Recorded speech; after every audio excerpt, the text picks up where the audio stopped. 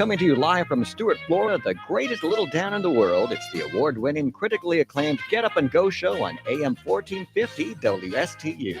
You're invited to call the show anytime at 772-220-9788. And now, broadcasting live from their palatial studios, here are your hosts, Evan and Bonnie. And atop of the frigid good morning to you. Hey, which games we playing here? We got lots of games to play. Get to the show! All right, I'll get right to the show. What's your name? My name is Evan. Her name is Bonnie, and you are not either one of us, okay? It is 6:07 this morning on the Get Up and Go show. Mr. Clock, would you certify the frigid time, please? It's now 6:07 a.m. 6:07 a.m. And Bonnie, it is cold as all this morning. OMG is all I got to say. Yeah, I wonder what the wind chill is. Oh, man. Comparatively, I looked at the temperature this morning up in Alaska. That's a comparison. This is hard to believe. Like, say, for instance, in Homer, Alaska, you would think they would be at 25 below. When we are at, we're at 46 in Port St. Lucie this morning. I'm cold this morning, man. And yeah, the Homer, Alaska is only at it's at 25. So you would think up there with the caribou in Alaska, it would be, and the Kodiak bear, it would be more frigid. Yeah. But we are experiencing, this has got to be the coldest morning of the year, the season. I got up this morning, I picked up my phone and it said 46. And I'm like, there's just no way. 46.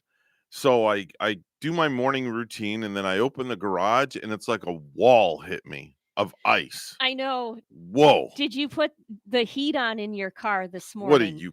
Oh, that's a gimme. You've been doing that anyway, for the last week or so? Well, here's the problem. I forgot last night and I was going to do it, but I can remotely start my car from in the house on my key fob or the app on my phone. And I forgot to set the heat to on in the car last night. Yes. Before I went to bed. Yes. So when I got up this morning, I went out to the car and got in, and I thought I walked into a freezer. Wow. And I don't have heated seats. Oh my. So it took like 15 minutes for the heat to kick in because it's got to go through the cycle of warming up the car. You know how that goes. You got a car. Yep, it's, I went to start up the Toyota this morning, but I just started it and I didn't turn on any heat, but I put my new winter jacket on. It's actually a winter coat that I got from Burlington's. So sporting it this morning just for it. And I didn't, really put the heat on in the car, but the car was definitely warming up for a nice long while outside. Bonnie, you look like you could go through a blizzard. Yes. And stay toasty warm with that thing on. I could go hang out with the penguins at SeaWorld right now. It looks like a parka. And probably stay out there all day. I feel like a big Martian in this jacket. I feel like a huge white Martian. You could give me like a space cap, a space shield to wear, and I helmet. Could go up into space. Really? Wow. Part of me wishes I wouldn't have purchased this. I actually like it. It looks really super warm. I feel super monstrous in it, though. No. But you're right, Evan. It is warm. Do you like a sweater underneath that thing, too? Just like a T-shirt. Okay, that's what I got on. So I got just a T-shirt and got my sweatpants on. And now, where we're going this weekend, it's going to be cold up there. I know. I wonder. I'm kind of iffy about it. Maybe it will warm up just in time. In time for you to already check the weather. How are you going to walk around and actually enjoy things? You got to probably keep moving and, just moving in that spirit. Maybe you got to go run some laps around the park. I don't know. To get warm. I don't know. Nice and warm and sweaty. It's, let me look here. The weather, I'm looking at the Orlando weather for this weekend, the daily weather. Right now it's 37 degrees in Orlando. Yikes. Oof. All right. So when we go up on Friday, the high 79, low 55. Now we're going to leave here about 4:00. Now on Saturday, this is where it gets brutal. The high is only 63. The low is 46 with a 36% chance of rain. And on Sunday, it's going to be low of 43 when we wake up in the morning. Oh my gosh. Yeah, you're definitely going to feel Oof. a winter chill while Oof. you're over there. A part of me is Man. considering you're probably going to be inside a nice, cozy diner for breakfast, warming up with some hot coffee and some eggs and bacon Well, before I'll you have go. the eggs and bacon. Rachel will have the coffee. I may have to order some hot cocoa. Yeah, But there you Saturday go. morning is breakfast planned at 8:00. We have a reservation. We go to theme park all day, and then we'll go to California Grill at night. And then Sunday we'll do Rachel's gator deal. Mm-hmm. You know, she wants to go see them damn gators. She wants to ride a gator, right? Oh She'd man, probably be like, she would. you know, getting the saddle on it. She would. I could giddy tell up you that. and giddy up. I could tell you that right now. Man. So my streak in the Pick'em League, I only picked. I was going to say I picked 5 correctly. No, Okay. I picked 5 For so this week? wrong for this week. And, Really? yeah, and you know, I said yesterday on the radio that I Right. would not change my pick to from the Cardinals to the Rams. Okay. And knowing that the Rams would win this thing, well, they Mhm. did. The final score was 34-11 last night. LA Rams over the Arizona Cardinals. Oh, and I picked the Rams too. Yes, you picked all of the overdogs. You picked all of the people overdog. that I were had one expected. wrong though. You did. I think you got that San Francisco game, Yeah. Dallas game wrong. You Where know how I pick? Would you like to know my secret? yeah. I pick the ones that are all green that everybody else is picking. So I'm going with the trend. So you're the trend of I the stay overdog. trend. Yeah, I stay trendy. And if whatever is like everybody's picking, I just pick those and hope. And you know how I do it week by week, Evan. Well, Mhm. I'll get up and pick those picks on a Sunday, like say if they're all Sunday games. So Sunday before I go to work, I'm picking them early, and I don't go with the trend. I just try to pick who I think will win, Mhm. and once in a while I'm gonna say, yeah, they're the underdog, but I think they have a chance to win that game. So I will go against the grain every so once in a while. I've moved up in the standings. Yeah. I'm at 30. So I'm like, there's 58 people and I'm at 30. So I'm like halfway almost. I'm pretty proud of myself. I've never played this before. I think the winner this week, I'm seeing there's no F in sports dummy. Oh. I'm pretty sure that's the winner. So, yeah. Wait a minute. No, that was last week because the sports dummy picked 12. Mhm. Let me see where we are. 18. So the playoffs, I think Bountygate again, which is G's son Ryan, Mhm. is showing to pick the most picks right this week. This name cracks me up. Shake that wang dang doodle. Who in gosh darn name would pick shake that wang dang doodle? Yeah, some of the names they come up are just the funniest. And Seamus McHaggis. That guy's got to be Irish. McHaggis. Yeah, McHaggis. that's very Irish sounding. Yeah. Yeah. And I like Ray MF Thomas. Or yeah. I wonder what the MF stands for. I consider him to be my friend, so I Yes. call it Ray my friend Thomas. There you go. Each and every week. Philadelphia. Who's Philadelphia Freedom? Is that G? That's G. Wow, he he's is in 4th place. Philadelphia Freedom. Yep. Dang. We got Long Wow. Shot in there. Lady with a Fan. I keep wondering who that is. And you don't even know some of these people because Lady with a Fan might actually be a dude. Bountygate is who again? Is Ryan. That would be G's Kid's son. in 1st place. Yes. Yeah, he's doing very well. Wow. Now, does that count? Because he's like related? I don't know because he I'm gonna have to doesn't talk to the commission about this. he doesn't live in the same household as G, I'm gonna have to file a petition. even G's son. Is there a grievance board? But of course, 1 year I came in 2nd place, and it was just like a matter of points with St. Pat's girl in this thing. Yeah. And good gosh, if I would have gotten 1st place, that I wouldn't have gotten the jersey. True. So we give away a really nice jersey at the end of the season. I've been seeing some nice jerseys out. Oh man, I think I saw one with Manning, over the weekend. Okay. I've just every now and then I want to buy a new one, even though I might not root for that team. I like to buy it if the jersey's really pretty. Buy it. That's all. Just take that plastic out and do it. That's what I do. If I see something, I just get it. Just whip it out. Be done. Pay for it later. Yeah, exactly.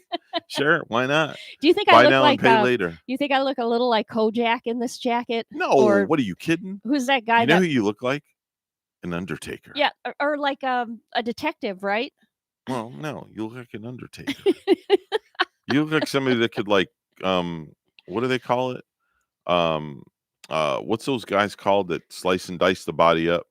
Coroner. A The guy coroner. the guy that does the autopsies. Yeah. The coroner. Yeah. You look like a coroner with that jacket. I'm the person that comes out to I pronounce them dead. Yeah, that's it. And then I let the Come out with the leather long jacket on. And then you take them back and you slice and dice them up. And then you figure out why they died. I look more like Columbo in this jacket. I don't remember what Columbo looks like. He had kind of, I want to say he was Italian. Mhm. I don't know. He could have been Irish. Does that belt go around you like twice? Uh, It looks like it's like gone around twice or something. no, my belly's too fat for Oh, that. Okay. Well, I don't think I it have to is. lose some layers with my belly before I can Okay. pull that one off. All right. Well, it looked like it was like just twice around there. I don't know. I don't know. Let's see. Well, I'll model stand it. up. Stand up. Turn. Oh no! Well, it's 1.5 times for God's sakes. Look at the tail of it goes all the way around after you clipped it. The tail of it goes all the way around to your backside. Well, that's a good thing. Yes. Because I've been feeling so burly in this. I feel like I'm Well, because it's from monstrous. Burlington. That's why you feel burly. And I tell my friends that they're more than just coats over there at Burlington. You know, I thought it was only coats when Oh, I first heard of man. that place. Oh my gosh. Yeah, I didn't realize. I thought when I saw Burlington Coat Factory, I'm like, oh great, another store just got jackets. Yeah. And then I went in there and I was like, oh, okay. They got pants and shorts and socks and underwear. I and know. I get tons and tons this of and that. holiday gifts for people from Yeah. there. I think it was this year, it was between Burlington and Big Lots of all places. Mhm. I mean, they had like a nice little commercial going too, where, you know, but I didn't even have to see the commercial because I had already been in there to know that they had like everything under the sun for, you Mhm. know, holiday decorating, the gift bags, Mhm. nice delights you can get for people, those you don't know what to buy for. Mhm. Did you work late last night, by the way? I did. Well, Did you? not really late, Okay. but I'll tell you When what, it gets cold, do you get a lot of people that come in? Yeah. Really? we have been so busy lately. Okay. And remember how bad my sinuses and my allergies Oh were yeah, how here? are those doing, by the way? Remember I Because took- yesterday you were having some issues, I took one Benadryl here, right? and I was taking another Benadryl by 10:30 or 11 Oh, in the that morning. bad. Yeah. Yikes. And then I got home from massage and I was completely wiped out from Oh, the the Benadryl. Benadryl, yeah, that'll just knock you down in the dirt. Yeah. Wow. It But did was- it help your sinuses though? You know, Drew, you're either going to have a good day, a great Yeah. day, or a day that's completely miserable. I don't know what it is with sinuses. Uh-huh. If you have problems with your allergies, there are certain days where that grain just isn't going away. Wow. You know, there's even, I don't know, I could take all the allergy medication in the world, Mhm. but you know, you're having that one day. I think it has it to do with changes in the barometric pressure. Yesterday was that miserable day. Yes, where it's getting hot and I cold. hate that. See, like I'm having like this morning, I'm having like a miserable morning just because like in my ear, like right here where I'm pointing, Yes. there's like a pain shooting and it's like going up this way. And it's like I'm like having this like massive headache right now. Yeah, I think it's the changes in temperature that's, yeah. you know, getting everybody. Can only wait what happens this weekend. Jeez. Oh my God. You better bundle up now what theme park? Oh, you're going to Gatorland and to SeaWorld? Yes. No SeaWorld. God, no, not with that water. Oh no, heck no. Yeah, I No. want you to go to SeaWorld No. and go on that water Oh boat no. ride. You couldn't pay me enough to go on that in this weather. And then I remember there's like a little diner outside where they have little places, units where you can go up and heat Mhm. and dry yourself off after that ride. Mhm. But I remember too, you have to pay for it. I think Oh, it's like that's in $5 to where get did I see that at? SeaWorld, right? No. We saw Was it it there. SeaWorld? I mean, it could be at other parks too. No, you know where I saw that? I didn't see it at SeaWorld. I saw it at Islands of Adventure. They have it there. Yes. Yeah. They have these huge human dryers. Yes. That it's like a I hurricane. think it's like $5 to get in one. It's like But when the temperatures are a little bit, on that leaning to the cold side, Yeah. it pays to get in there and warm yourself up. And I they never charge used it, you. but they charge you for it. I don't think that's right. People were going in them, and I thought they were free. We Mhm. were sitting there eating. Mhm. No, Gary goes, no, you got to pay for that. See, I don't think that's right. And the reason is, if you're paying $100 a ticket to get into a theme park, why should you have to pay $5 to get dried off when the ride in the theme park that you paid to ride is getting you wet? Because they just want to milk you for more. It's the serious dollar. Jeez, that's not right. 6:22 on a frigid get up and go show this morning. Bonnie standing by with the news at the news desk. Good morning, Miss Bonnie. Good morning, Evan. A new report says the number of COVID-19 related patients in Florida hospitals decreased over the weekend. The CDC is reporting that number dropped by nearly 300 from Friday to Sunday. All lanes are closed on I-95 northbound at Glades Road after a crash early this morning. Officials say the fatal crash involved 2 vehicles and one rolled over. Drivers heading northbound should get off I-95 at Palmetto Park and then use Military Trail, Powerline Road, or US 1 as alternative routes. 5 new sites offering the popular monoclonal antibody therapy for COVID-19 are opening across the state today, Larry Spillman reports. 3 of the locations are in South Florida, Lake Worth, Sunrise, and in Miami-Dade, as well as Altamont Springs in Central Florida and Jacksonville. The treatment is for those who have been infected with COVID or exposed to the virus. The antibodies can prevent severe illness by assisting the immune system in recognizing and fighting COVID. I'm Larry Spillman. A potentially deadly and highly contagious virus is impacting rabbits in multiple states, including Florida. WPTV's Tanya Rogers with the story. She's a girl. You are in good shape, aren't you? This is Emma, a 1-year-old rabbit up for adoption. Emma is healthy and ready to go to a forever home. But Dr. Susan Kelleher, known as Dr. K on Nat Geo Wild's network, is concerned about a virus that's affecting rabbits. There is a virus that is contagious to rabbits. It's limited to rabbits. It's referred to as rabbit hemorrhagic disease virus. When we get a disease like that has not previously been in the country, our populations are highly susceptible to it.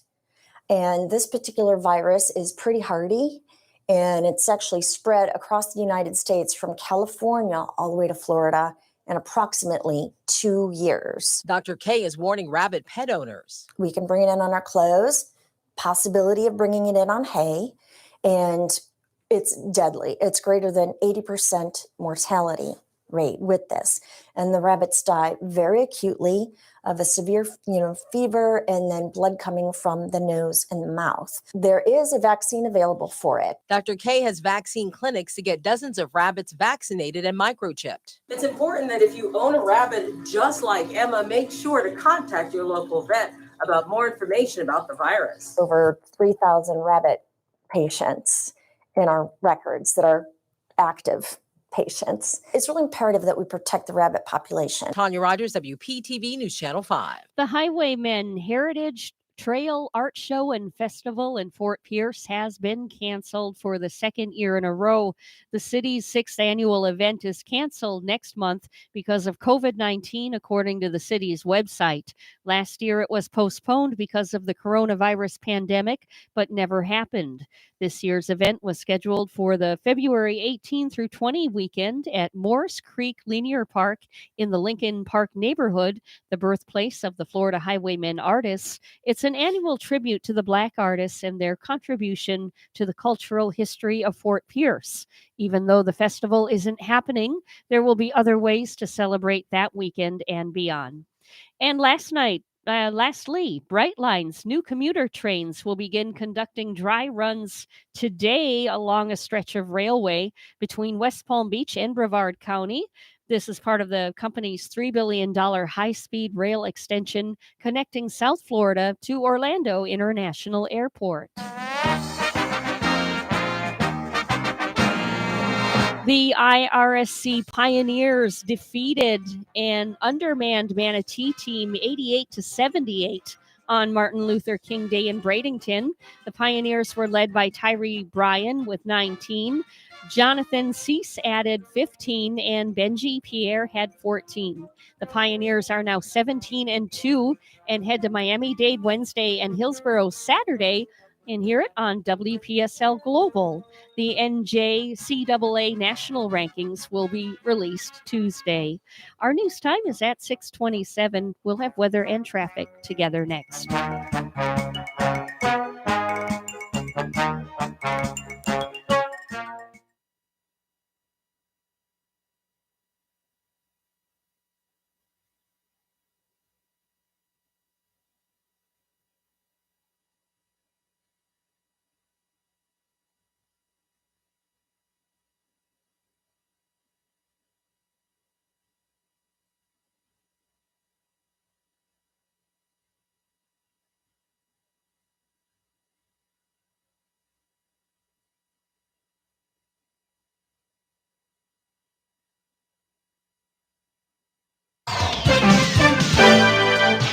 6:28 right now on the Get Up and Go show with Evan and Bonnie. It's time for traffic and weather together. Bonnie, what's going on? Well, we're seeing that all lanes have been closed this morning on I-95 northbound at Glades Road after a crash early this morning. And, the drivers heading northbound, you should get off at I-95 at Palmetto Park, then use Military Trail, Powerline Road, or US 1 as alternative routes. Here in Stewart, here in Martin County, St. Lucie County, if you're getting on our major highways here, everything right now nicely up to speed this morning.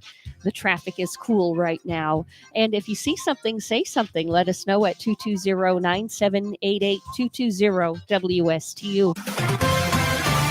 Feeling the winter chill right now. It's 49 in Stewart and also 49. And you know where that is? It's in Waterford, Ireland. And The look of the Irish. the chilly Irish. Yes. Jumping over the four-leaf clovers to stay warm. Here's our weather at WPTV. Your WPTV First Alert forecast calls for the coldest morning of the season so far, with lows starting off in the low to mid 40s. A bright moonlit morning out there with a full wolf moon. This afternoon, highs in the mid to upper 60s with abundant sunshine. Tomorrow, high pressure slides east into the Atlantic and temperatures warm up a little bit more, but still cold to start off the day, with temperatures starting off in the low 50s.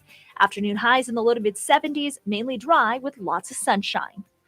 Thursday, morning temperatures in the low 60s, highs in the upper 70s, some afternoon showers possible. I'm WPTV First Alert meteorologist Katya Hall on WSTU AM 1450, Martin County's Heritage Station.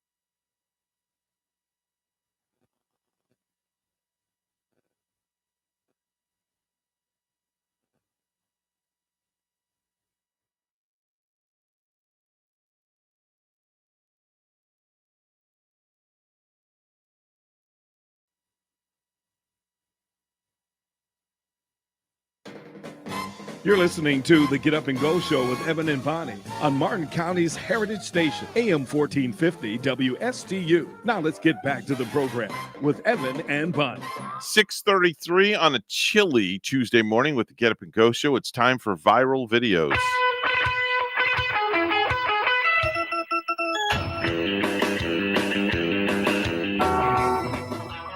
Well, I've got two.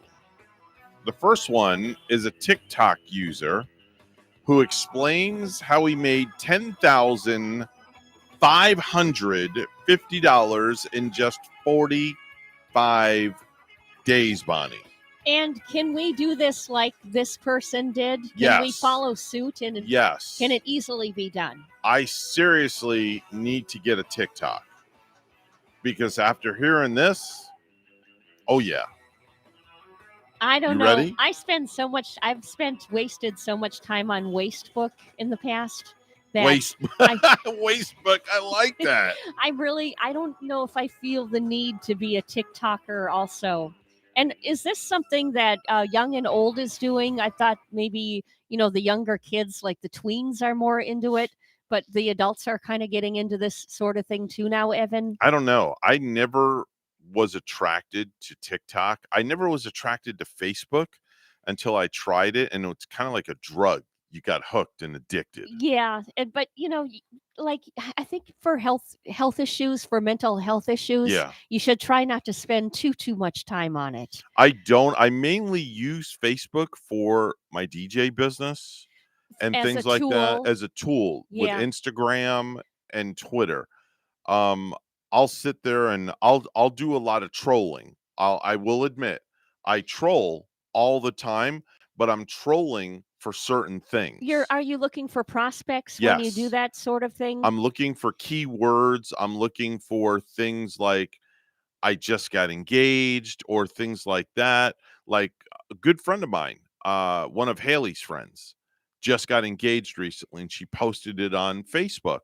So I saw that and I messaged her Yes. and she replied right back. She goes, I'll be in touch with you to set up an appointment to book you for my wedding. So yeah, you're getting business that Yeah, way. and that's really what I use it for. Is I'm it sounds so bad the way I'm saying this, but I'm trolling for brides.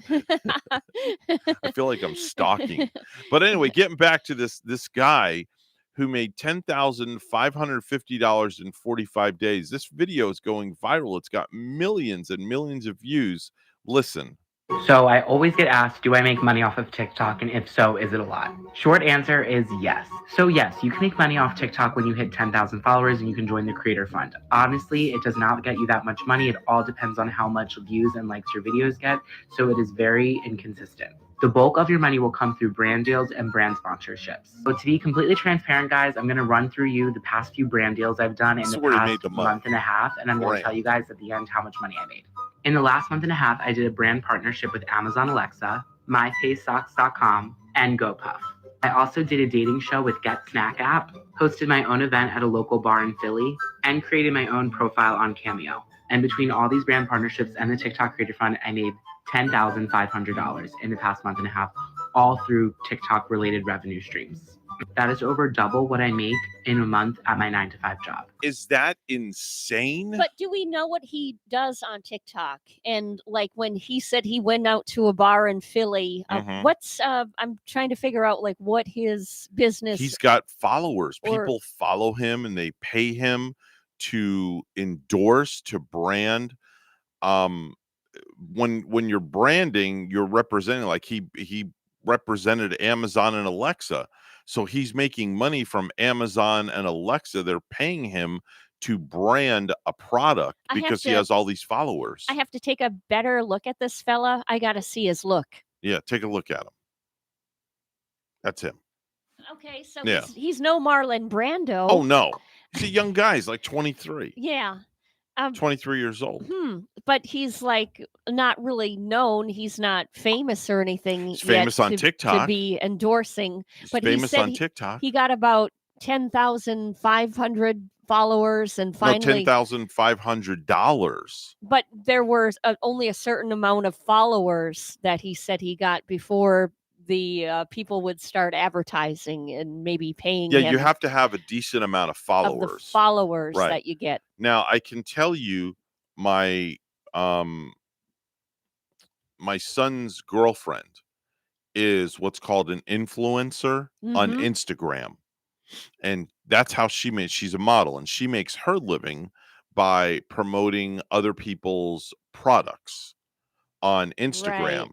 by drawing people to go to that product's Instagram page or to buy or whatnot. So that's how she makes her living as an influencer. And she's only doing that? It's all she That's models, and she's an influencer, and that's it. And is she influencing? Is she like talking about makeup products or hair products? She can do the variety of things that people pay her as an influencer can go from shampoo to makeup to a dog leash to a food product, a drinking product, whatever that Yeah. company wants her to do because of her following. That's what they pay her to do. And then how do you get the company to do that? By the amount of people that are already following you, or can you They write to find that her. company? They find her. Oh. They find her just like they found this guy right here. Think, this is something that I might want to try Mhm. because once I try a product and I swear by it, Mhm. Maybe I want to Endorsing. be an influencer on that product. There you go. Like my Whole Blends shampoo, for instance. There you go. You which should get a hold of the Whole Blends company. I know, right? I gotta. Maybe I have to start getting on this stuff. Um, But sometimes I feel like I'm on too much stuff, and then I get overwhelmed. There you go. Do you have another video? I got one more. I have one coming up following you. Go ahead. You go first. Okay, Ladies first. So there's this crazy girl in Canada, Mm-hmm. and she's from Ottawa. So she's driving her yellow car down a frozen river, and people catch it on video. Yeah, someone who lives next to the river got footage of her flying by in the yellow car, and she eventually hit a thin spot in the ice and broke through the river waters. So it was like all seen on video. And so the car was sinking in this freezing water. Random people even had to save her using a kayak. And one guy who helped said you could see her start gathering her stuff even into a bag before her car sunk. Mm-hmm. So she's, you kind of wonder, is she high on something? Is she drunk? She's gathering her stuff while the car is sinking. Oh, well. And everybody on shore is yelling at her to just get out. Mhm. And then she eventually did make her way onto the roof of the car while the car is sinking into this river. And then while they were trying to get her, she just stood up on top of the car. And Evan, she started taking selfies. Wow. While people are jumping in kayaks and trying to save her. That's crazy. So That's there is, absolutely that's nuts. There is video footage on this if you want to look it up for the young woman in Ottawa driving yellow car downriver. I actually came across that video this morning, the video footage from somebody's video doorbell. I saw that and I'm like, what is this lady thinking? Yes. On top of the car taking a selfie? Are you insane? Well, car is sinking and it could be a life and death matter. No space between the ears. That's and all I got to say. Can you imagine the air being so chilly in Ottawa? Imagine the chilliness of those river waters. Yeah. I don't think she would want to find out. I Yeah. don't think she'd be taking selfies then. No, not at all. I have one more. And you know how a year or so ago, everybody had resorted to Zoom and people doing meetings and things Yeah, like that. We have one coming up this Sunday, and I wish it were still on Zoom. I gotta it's say. in person? It's an in-person one. Oh, no, Bonnie. And but people get spoiled. You get used to our meetings are on Sunday. Mhm. Yeah, and we like to be on the Zoom in the comforts of our own home, and we don't have to see people. Wow. Okay. Now they turn it back to being in person. Okay. But you were gonna say. Well, imagine you're on Zoom and you're on a Zoom call for work and your kid's all jumping around in the background and you have to get up and you have to excuse yourself for a minute while you're taking care of your child. Yeah. Well, this is what happened. Okay. Listen. I'm so sorry. Let me just lock the door, please. Just hold on. No problem. He's got boxers on. Nice shorts. Nice shorts, Josiah. Oh my goodness, I'm so sorry. This is embarrassing. Please forgive me. It's no problem, Josiah. No problem at all. That he's got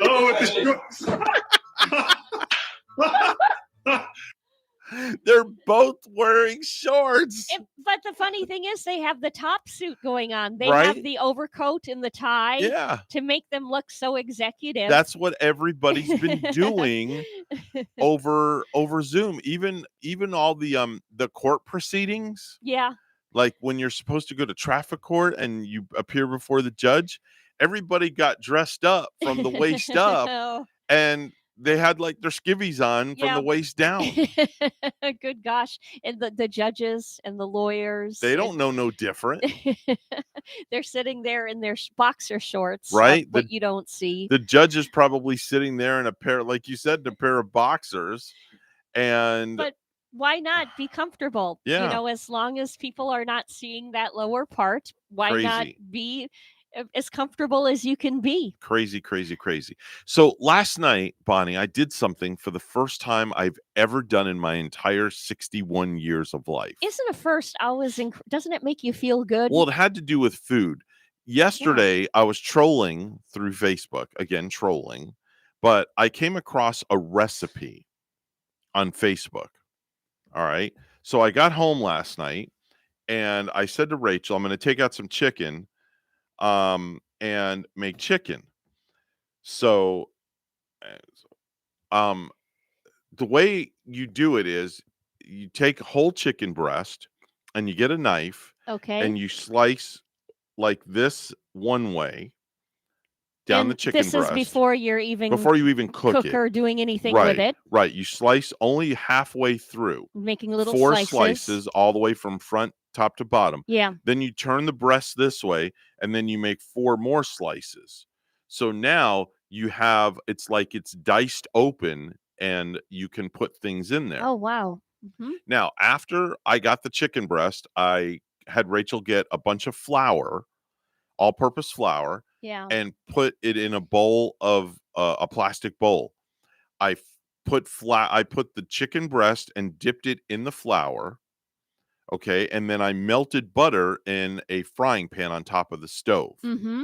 Okay, now heated up the butter, and then put the chicken in the frying pan, and then I added salt and pepper. Okay. And then I cooked up the chicken that way. Yeah. Now, here's where it got really cool. All right. What did you toss on there? Well, I'm glad you asked. Okay.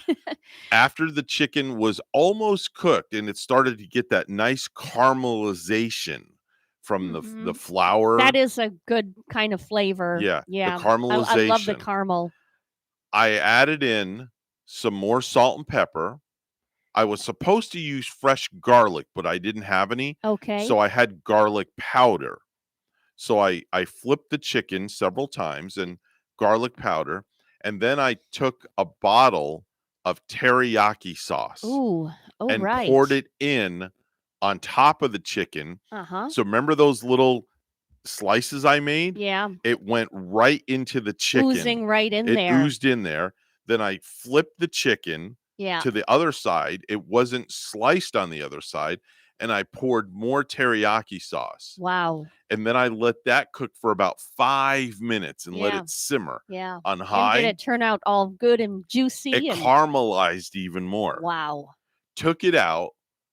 And my wife looks at me like, I don't know if I'm going to like this. Mm-hmm. And then we made some success rice with it. Yeah, yeah. So we sat down and she goes, wow, this is really good. And, it sounds like a simple enough concoction that you worked out, but, to try to do what you did. Yeah. I bet you could even use like the ginger mankato in there to make like a ginger-like chicken. Well, here's the best part about this.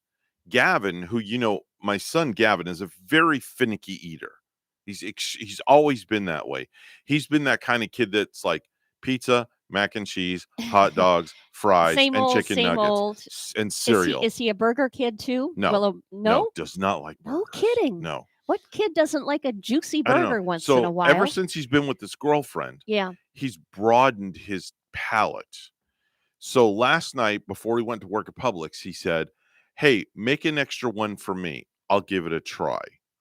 So I made a third one, and Rachel just texted me this morning and said Gavin took, when he came out of his room, his exact words were, quote, "Wow, this is good." He loved it then. Yeah, and I was shocked. So you're going to be making that more often now. You're going to be Well, Chef yeah. Evan. It's a at the little Nine messy. It's a little household. messy to make. Yeah. But I don't mind if he's eating it. I'll make it, because when I got up this morning, I searched around and I was looking to see if it made it in the garbage. Oh, yeah, yeah. Or if it was like in the disposal. That's what my Gary will do once in a while. throw it away. He'll eat half of something and Yeah. throw it away, and I'll look Uh-huh. for that evidence too. Yeah. Like, did he eat it? Did So I he eat it opened the last night? fridge and there was the rest of it that he didn't finish because he was full. Nice. So I'm like, oh wow, he must have really liked this. You can do so much with chicken. Yeah. I learned from a girlfriend where you can even put like maybe a mayonnaise or Yeah. a Miracle Whip base Mhm. on your chicken, Mhm. and maybe a little salt and pepper. Throw it in the oven. Mhm. It'll turn out fabulous. And the chicken, by the way, too, was very succulent. Yeah. It it's the juiciest I've ever had. Because I usually bake chicken and it comes out a little like dry. Mm-hmm. But man, this was like, wow. So I'm like, I had pat myself on the back on that one. That's awesome. I had some pretty good chicken at Panda Express over the weekend, Mhm. and with their rice dishes. Did you do the teriyaki grilled chicken? It was a mushroom chicken. That Oh, they I have. like that because it has the zucchini, the mushrooms, and the chicken, Yeah. and like a little bit of a creamy sauce. Yeah, and it Very was good. so good. Yeah. And I picked up some ginger dressing from Walmart on the way home. It was perfect. Yeah, you can't beat that. That chicken is definitely good. Now that we've made you hungry this morning, food alert, Have food some alert. chicken and waffles There you go. for breakfast. 6:50 on the Get Up and Go show with Evan and Bonnie. It's time for news brought to you by St. Lucie Jewelry and Coin. Bonnie standing by with the headlines. Good morning, Bonnie. Good morning, Evan. 5 new sites offering the popular monoclonal antibody therapy for COVID-19 are opening across the state today. Larry Spillman reporting. 3 of the locations are in South Florida, Lake Worth, Sunrise, and in Miami-Dade, as well as Altamont Springs in Central Florida and Jacksonville. The treatment is for those who have been infected with COVID or exposed to the virus. The antibodies can prevent severe illness by assisting the immune system in recognizing and fighting COVID. I'm Larry Spillman. A new report says the number of COVID-19 related patients in Florida hospitals decreased over the weekend. The CDC is reporting the number dropped by nearly 300 from Friday to Sunday. All lanes closed this morning on I-95 northbound at Glades Road after a crash. Officials say the fatal crash involved 2 vehicles. One rolled over. Drivers heading northbound should get off I-95 at Palmetto Park, then use Military Trail, Powerline Road, or US 1 as alternative routes. Brightline's new commuter trains will begin conducting dry runs today along a stretch of railway between West Palm Beach and Brevard County. This is part of the company's $3 billion high-speed rail extension connecting South Florida to Orlando International Airport. A pedestrian was killed after being struck by an Amtrak train near Indiantown Monday afternoon, according to the Martin County Sheriff's Office. The incident occurred at approximately 3:50 p.m. The Sheriff's Office said Train 91 was coming from Tampa en route to West Palm Beach when it struck a trespasser on the tracks. The crash caused the train to be delayed for almost 3 hours while local authorities worked the scene. There were no reported injuries to the crew or passengers, authorities said. The sheriff's office is working with railroad police in the investigation. A healthcare executive from South Florida becomes a member of Congress when she takes the oath of office at the Capitol this evening.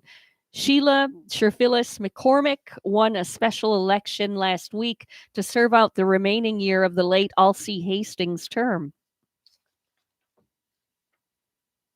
And there's no way I can ever fill his shoes, but I promise you that I'll wear my pumps happily, and I'll fight day and night with my heels because I'm a short woman anyhow. Sure, Phyllis McCormick will be the first Haitian American Democrat in Congress. Lastly, Walt Disney World always puts up massive gingerbread house displays for the holidays.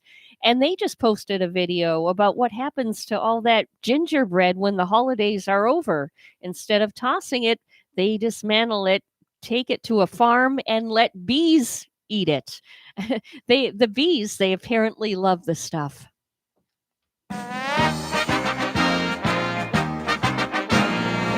Mike Maycock has been fired as general manager of the Las Vegas Raiders after 3 tumultuous seasons that produced a combined record of 25-24, the team's first playoff appearance since 2016, and numerous on and off the field controversies. The Raiders are also beginning their search for a new head coach. News time, we have 6:53. We'll have weather and traffic together coming up.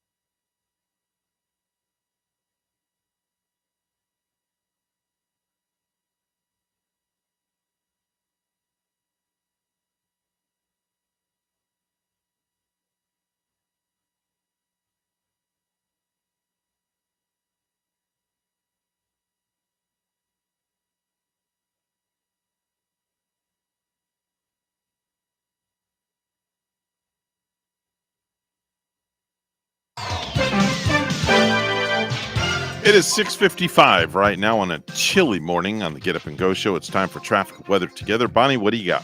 We don't have any accidents right here for us, but keep in mind that a crash happened early this morning with all lanes closed on I-95 northbound at Blades Road, and drivers heading northbound should get off I-95 at Palmetto Park, then use Military Trail, Powerline Road, or US 1 as the alternative routes.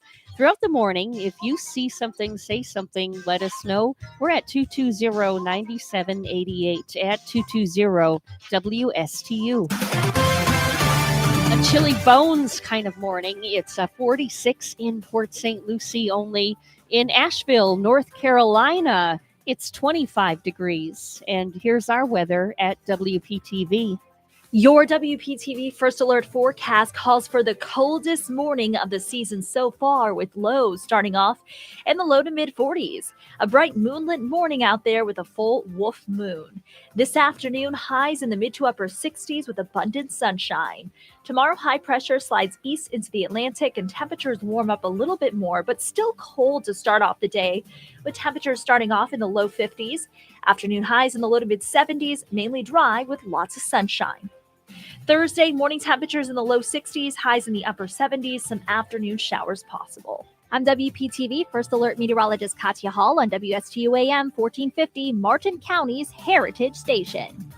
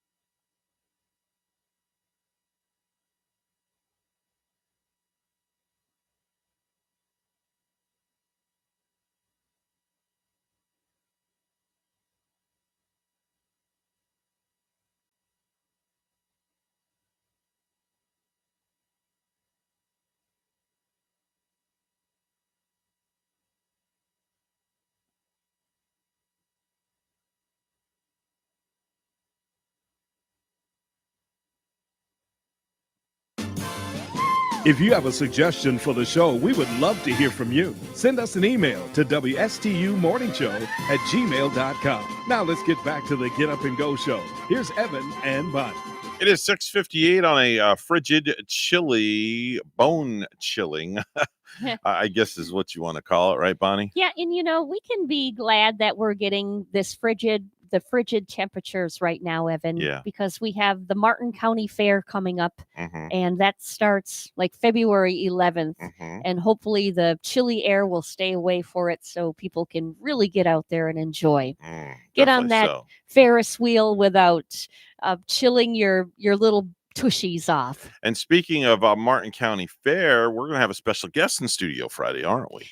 Our friend Jay Spicer is going to be here. Mm-hmm. Jay, if you're listening, we have a huge, big, fat chocolate candy bar. It's delicious. And it's waiting for you at the front table, Jay. Yeah, you better get it before I do, because that thing's looking mighty, mighty good right now. I've been looking at that too every morning walking out. I'm thinking it would go good with my peanut butter. It'll walk out in your purse. There you go. We're going to step back, take a short pause for the cause, and we'll be back right after the news right here on WSTU Stewart, Martin County's Heritage Station.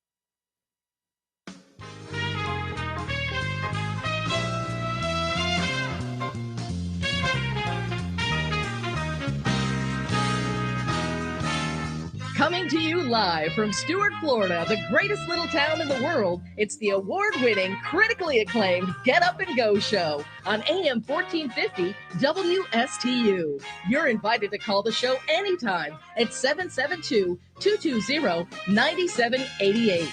And now, broadcasting live from their palatial studios, here are your hosts, Evan and Bonnie. Oh, thank you very much, Madam Announcer. Somebody please turn the heat on. Are you available to work weekends? Yes, I'm available to work weekends if the money's right. Hey, would you like to get together later for something to eat? Yeah, I'll take something to eat, sure. What sound does a duck make? Duck, yeah, there you go. The duck makes that quack, quack, quack sound for sure. 7:07 this morning. Mr. Clockwood just certified the frigid time. It's now 7:07 a.m. 7:07 a.m. and it's hour number 2 for me and you, and I still have not figured out how to turn the heat on in this room. And we need heat. And, that's why my new winter coat has stayed on this long. Mhm. For one complete hour, I have not shed the layers. Oh, but please don't do that. We're on camera. And, I'm getting an awful flashback right here, Evan. Uh-oh. I feel like a huge Martian in this new winter coat. Like I feel...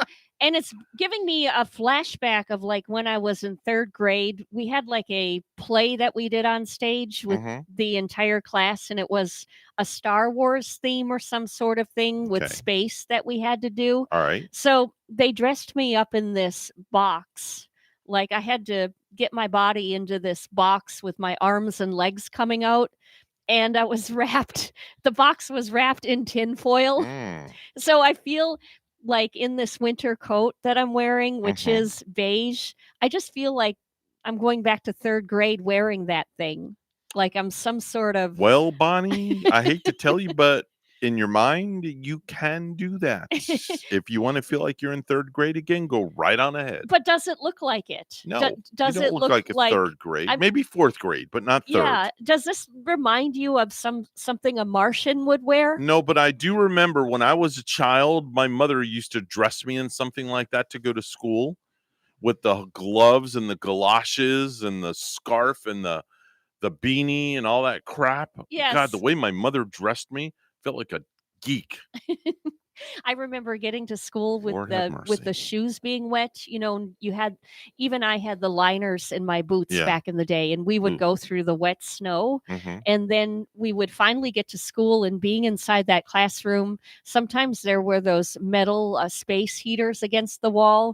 So all the kids would take off the liners in their boots and place them on there. And ooh, that smell. Wow. Do you remember that smell? Yeah, that was nasty. It just takes you back. That's gross. And I'm sorry. The smell of the heater permeating the room alone was nasty, I thought. But then all of a sudden, the feet smell with the liners. I don't do feet. You know that. I know. I don't do feet. Sorry. It was that big Cheeto smell in the air. Oh, gross. Gross, gross, gross, gross, gross. Have you seen the price of a bag of Cheetos lately? No.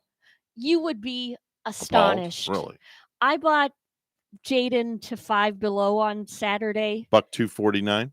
There's like a bag of Cheetos. It's bigger than your really small bag, but it's not your big family size bag either. It's about halfway there. Okay. Try $4. Maybe I can get an ARP discount. $4. You probably could. Thanks. You should use that.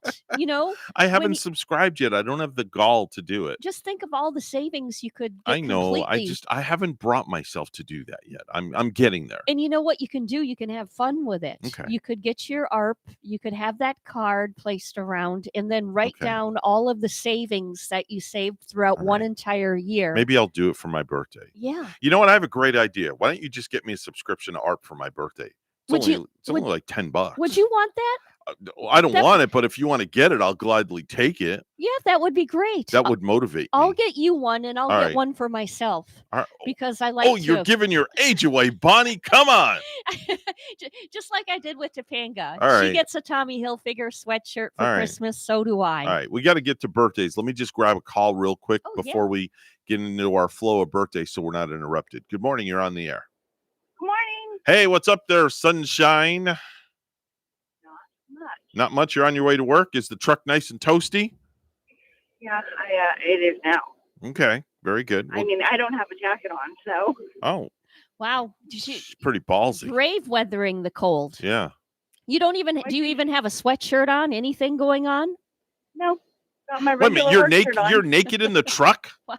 No, I have my work clothes on, but I don't have. Oh. I didn't put a long sleeve shirt on under it, only because when I get in my classroom, if my classroom gets warm, and then I'm stuck in a long sleeve shirt under my work shirt, and then I didn't grab a jacket, or I was like, I'm going to be in my car turning my heat on.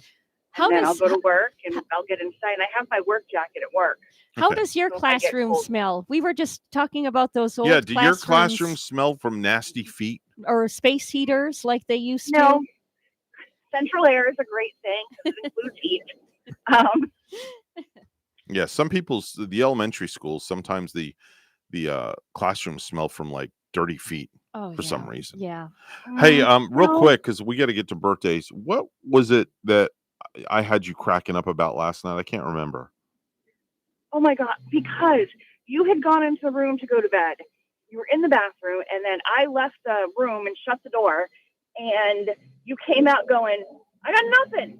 You didn't turn the bed down. You didn't come in. Oh, that's right. Oh, Last it's- night, Bonnie, I swear I thought Rachel was gonna wet her pants because she's been. I told you. Remember, I told you she's been so good to me lately in the last couple of weeks, just because I'm going through some things and stuff like that. So Yeah. I go to bed last night, and then I get out of the bed, and I'm about to go to bed, and then I walk into her, and I looked at her, and I'm going, I got nothing from you I got nothing tonight. What's going on? I got nothing. Like no dinner, or what are you? I was just teasing. Okay. I was just teasing, but it was I the way didn't I was turn the saying bed it. down. She didn't turn the bed down like she usually Oh, does. Yeah. Because he still had folded laundry on it. Yeah, I had folded laundry on. Well, that'll do it. So I mean, but I got nothing last night. Nothing. It was Rachel's pet peeve. And Having I'm to not remove talking that about laundry. intimate relations either. I'm just saying I got nothing last Oh my night. gosh. So anyway, but anyway, Well, maybe you'll have a better night tonight. yeah, maybe I'll get a better night tonight. and Anyway, have some action. Excuse me, I came in there. I She turned did. the bed down. She did. She eventually came in. Yes, That's she a did. good thing. She did. Anyway, I got to run. We got to get to birthdays. I love you and have a great day. Love you. See you later. Bye bye. Let's do some birthdays. I got nothing at all. Wow. I couldn't remember for the life of me what it was that cracked her up, and that's the way I kept saying it last night. Anyway, time for birthdays, anniversaries, and back in the day. Bonnie, what do you got for me? Well, we have, we're going to go back to wartime at 79 years ago today. In 1943, the government declared a wartime ban on the sale of pre-sliced bread. So they used to sell the pre-sliced bread. It had to go to whole bread because to conserve resources during World War II, they were worried about the amount of additional wax paper used to wrap individual slices. So Okay. from then on, only whole loaves were sold until the end of World War II. All right. Do you know why wax paper was made and who by? Well, I'm pretty sure it's now it's used like for baking goods and stuff like that. Yeah, and Thomas Edison actually came up with the invention to keep products dry Okay. by using, so the wetness wouldn't get in by using wax paper. All right. Lisa Marie Presley filed from divorce on this date 26 years ago. Wow. Do you remember who she was married to in that weird marriage? Hee hee. Mr. Yeah. Moonwalk. Yeah, Yeah. they were her and Michael Jackson married for 20 months of marriage. And 24 years ago today on the big screen, we saw Titanic. Oh, I wish I'd known you were going there. I would have had the song ready. Oh, yeah. Darn it. Yeah. And it's hard to believe that long ago. I think I watched Titanic at a movie theater in Madison, Wisconsin. Okay. 24 years ago, Titanic won 4 Golden Globes, including Best Drama, Best Director for James Cameron, and also at the awards were Ally McBeal that year, beating Seinfeld as Best Comedy, and that year was 1998.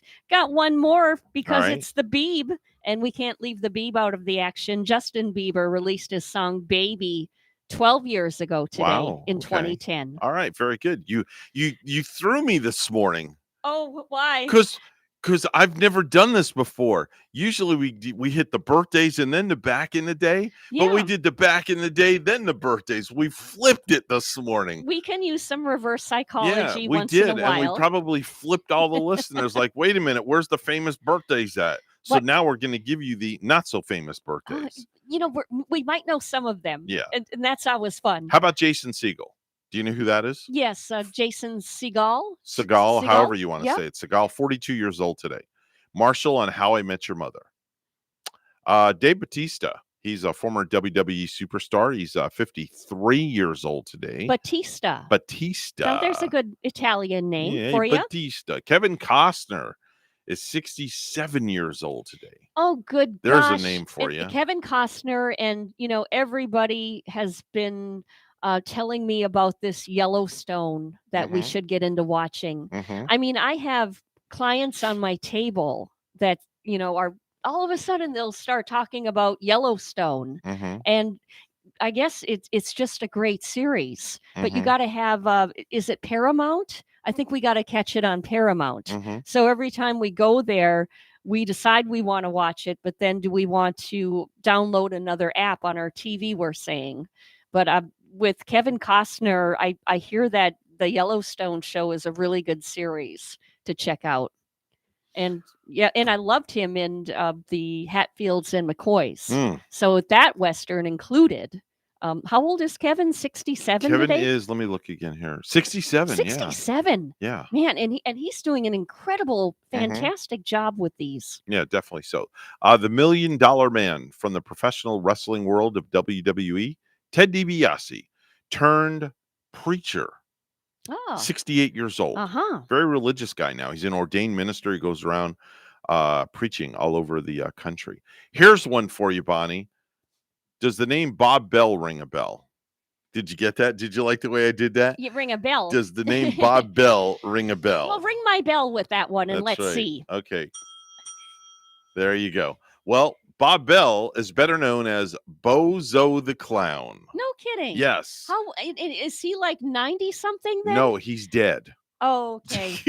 I mean, I thought he could still be with Yeah. us, but Bozo Passed away in 97. Wow. 97. And his name was Bob Bell. That was behind the spirit of that, Yes, huh? his name was Bob Bell.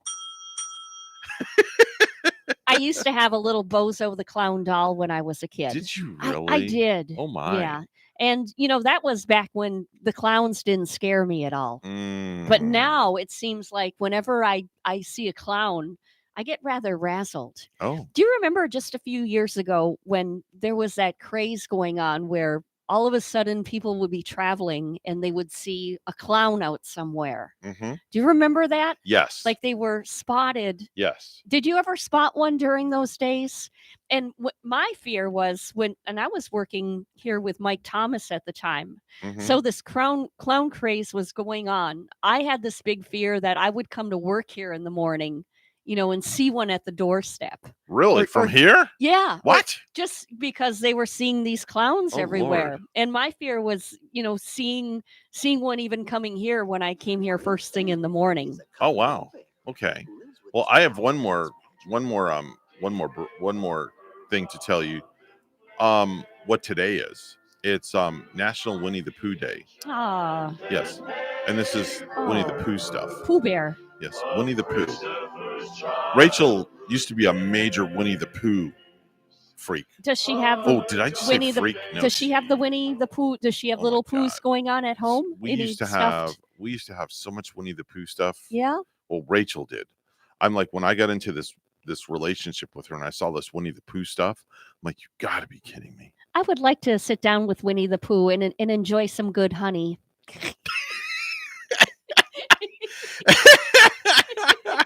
He's like my honey bear. There you go.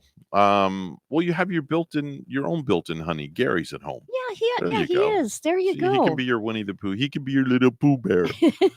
It's National Gourmet Coffee Day, so make sure and go out and get yourself a latte. Yeah, somewhere. And I'm out of my Victor Allen's now, so I gotta stop at Big Lots to get some more. Okay. I swear by that coffee. National Peking Duck Day, so go eat some Peking duck at a Chinese restaurant.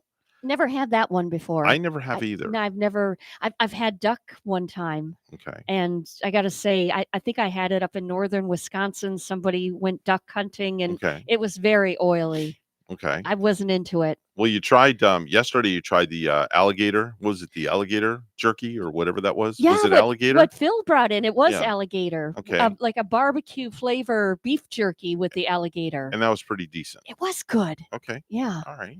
Yeah. And then we had the salsa as well. Did Phil, when I left, be honest, Okay. did Phil say her salsa wasn't that good? You really want me to tell you the truth? I do. Okay. I all right. do. Here's what he said. He says, he says, Evan, I got to be honest with you. That stuff was pretty damn good.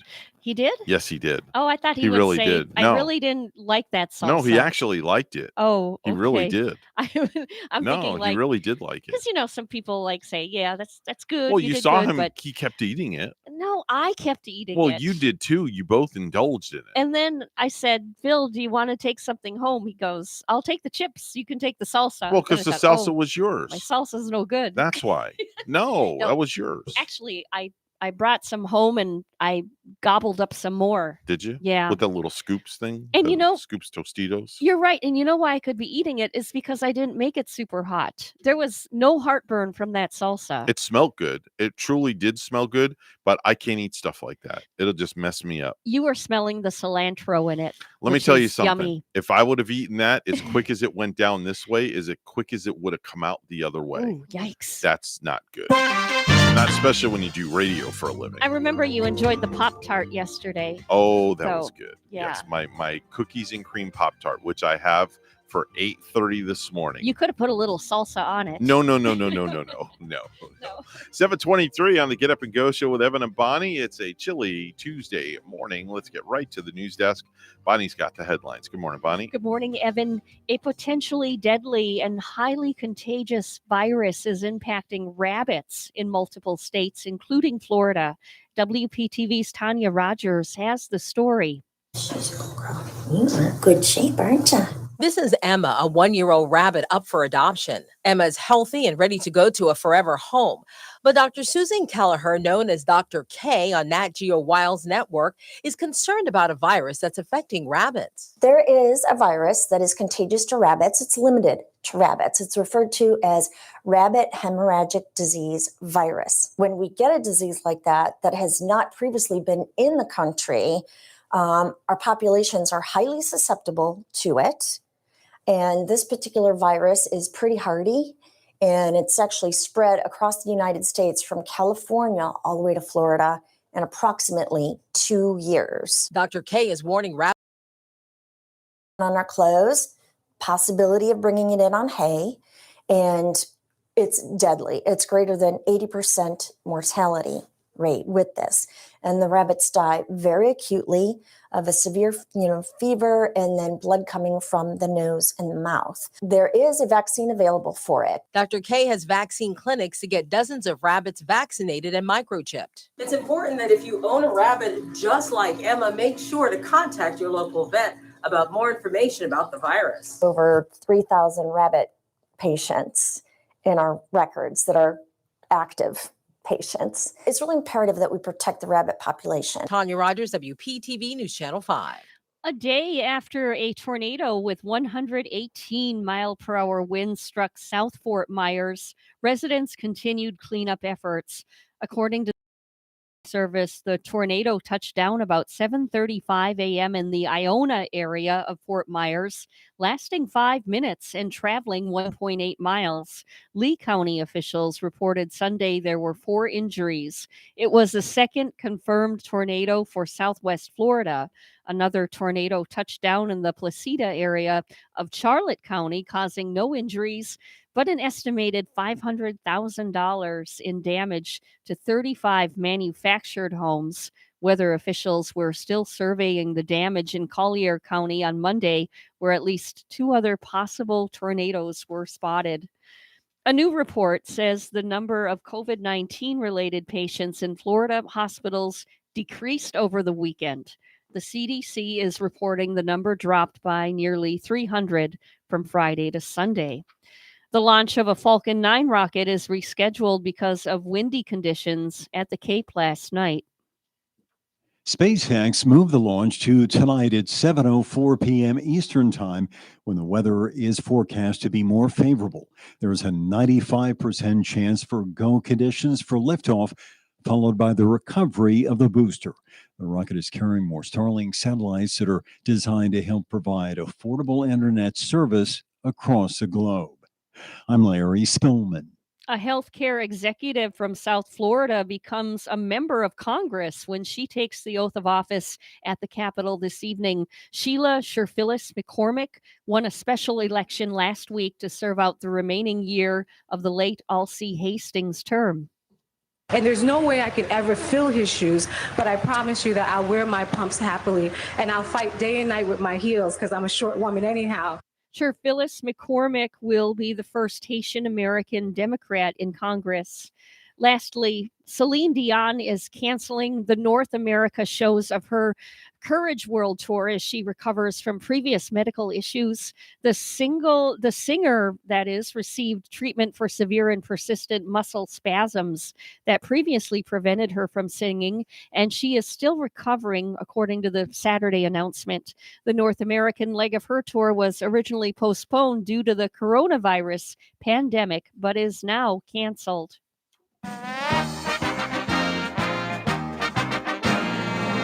The Arizona Cardinals suffered a humiliating playoff loss last night in LA against the Rams. That final score was 34-11.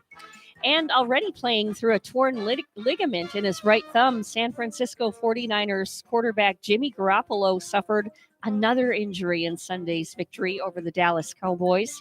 This time, Garoppolo is dealing with what Coach Kyle Shanahan called Monday a slightly sprained shoulder. According to Shanahan, the injury occurred in the second quarter. Now Garoppolo joins linebacker Fred Warner, who has a sprained right ankle, and defensive end Nick Bosa with a concussion on the list of key Niners nursing those injuries to watch this week as the team prepares for Saturday night's NFC divisional round game against the Green Bay Packers. Our news time is 7:28. We'll hear weather and traffic together next.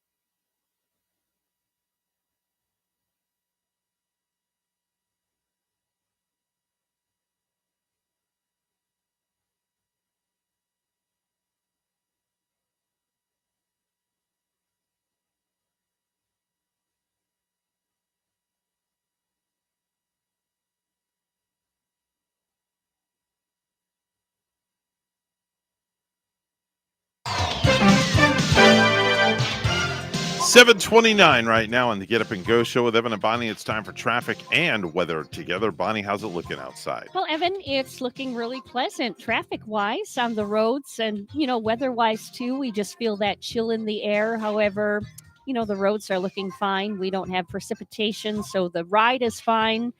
Roadways are fine with no accidents, no tie-ups, including our major highways. Everything is very nicely up to speed this morning.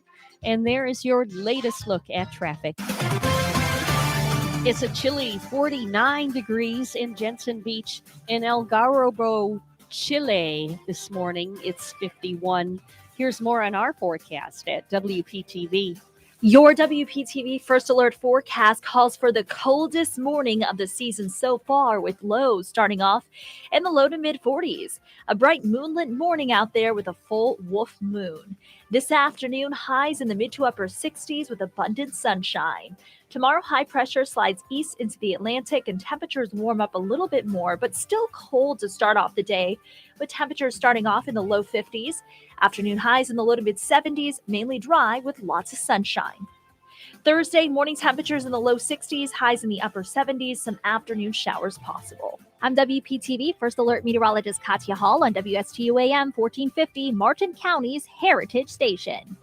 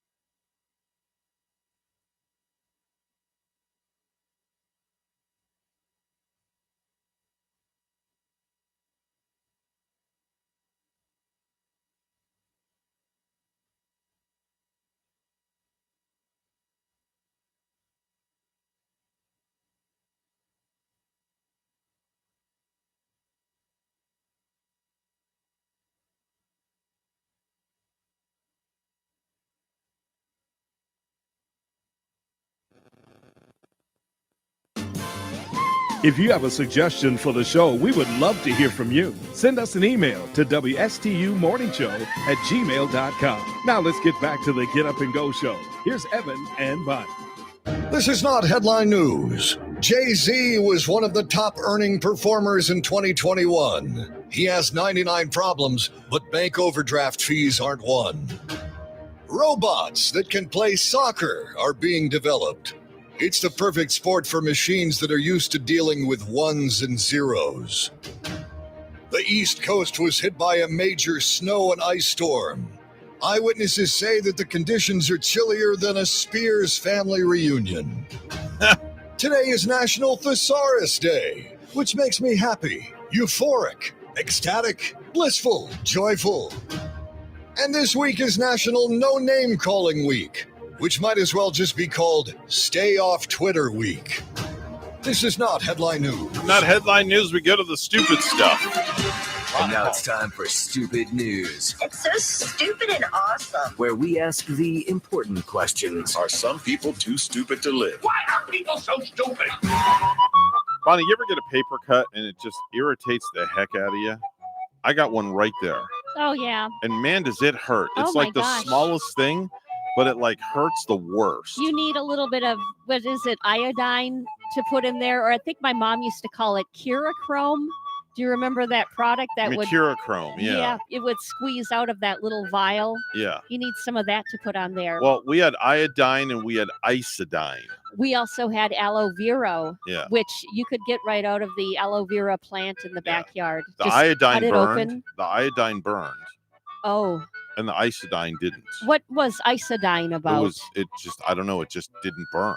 Oh. Iodine burned. But Interesting. what were you saying? I cut you off. I'm sorry about that plant. The aloe vera plant. Ah. And if you have the stems of it, like growing maybe in a pot or something in your on your porch, you Okay. can just slice that open. A little bit of the aloe vera liquid comes out, and Mm-hmm. it's a good curable, natural cure. I should have put a Band-Aid on it or something.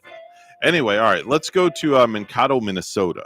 Mankato. Is it Mankato? Yeah. All right, I'm sorry. My That's bad. all right. That's all My right. bad. I'll buy. I know something else you could buy me now for Christmas too. What's that? Hooked on phonics. But Yep. which is okay because Evan, I was listening to when the big parade story came out where that kid ran into all of those people Yeah. attending the parade in Waukesha, Wisconsin. Mhm. I heard one of our national people on the radio. Would they say Wakushu or just- something like that? And he repeatedly did it. Doesn't that aggravate you? Waukesha kept coming You out. want to call the station and tell them what to do, I right? wanted to call him and say, Yeah. I'm not going to say his name because I love him and I love his talk show in the afternoon, but I want to Oh, say you the just gave name it away. is Waukesha. You just gave it away. We have different talk show hosts on, and it could have But been you the one said earlier. he. You said he. It could have been the one earlier or Okay. later. We have more than one he All on right. in Well, the we know it's not afternoon Jerry as Springer. well. That's for sure. But Waukesha.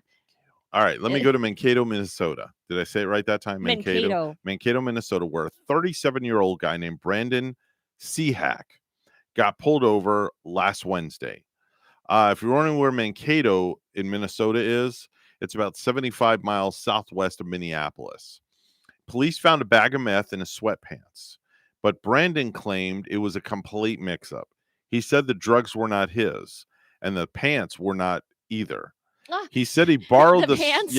He said he borrowed the sweatpants my from gosh. someone else and gave them the person's name. But they knew it was a complete lie because Brandon is 5'11", and the person that he tried to blame is only 4'1". Oh, but now those sweatpants, they can stretch out a little bit anyway, can't I don't know. they? That's a pretty big stretch. Was that solid evidence? Pretty much. Well, now he's facing a felony possession charge. Think about that. 4'1" to 5'11". That's a foot and 10 inches. That's almost Yeah. 2 feet difference. I'm sure his ankles were cold. I'm sure more than his ankles were cold. I'm sure everything else was cold too.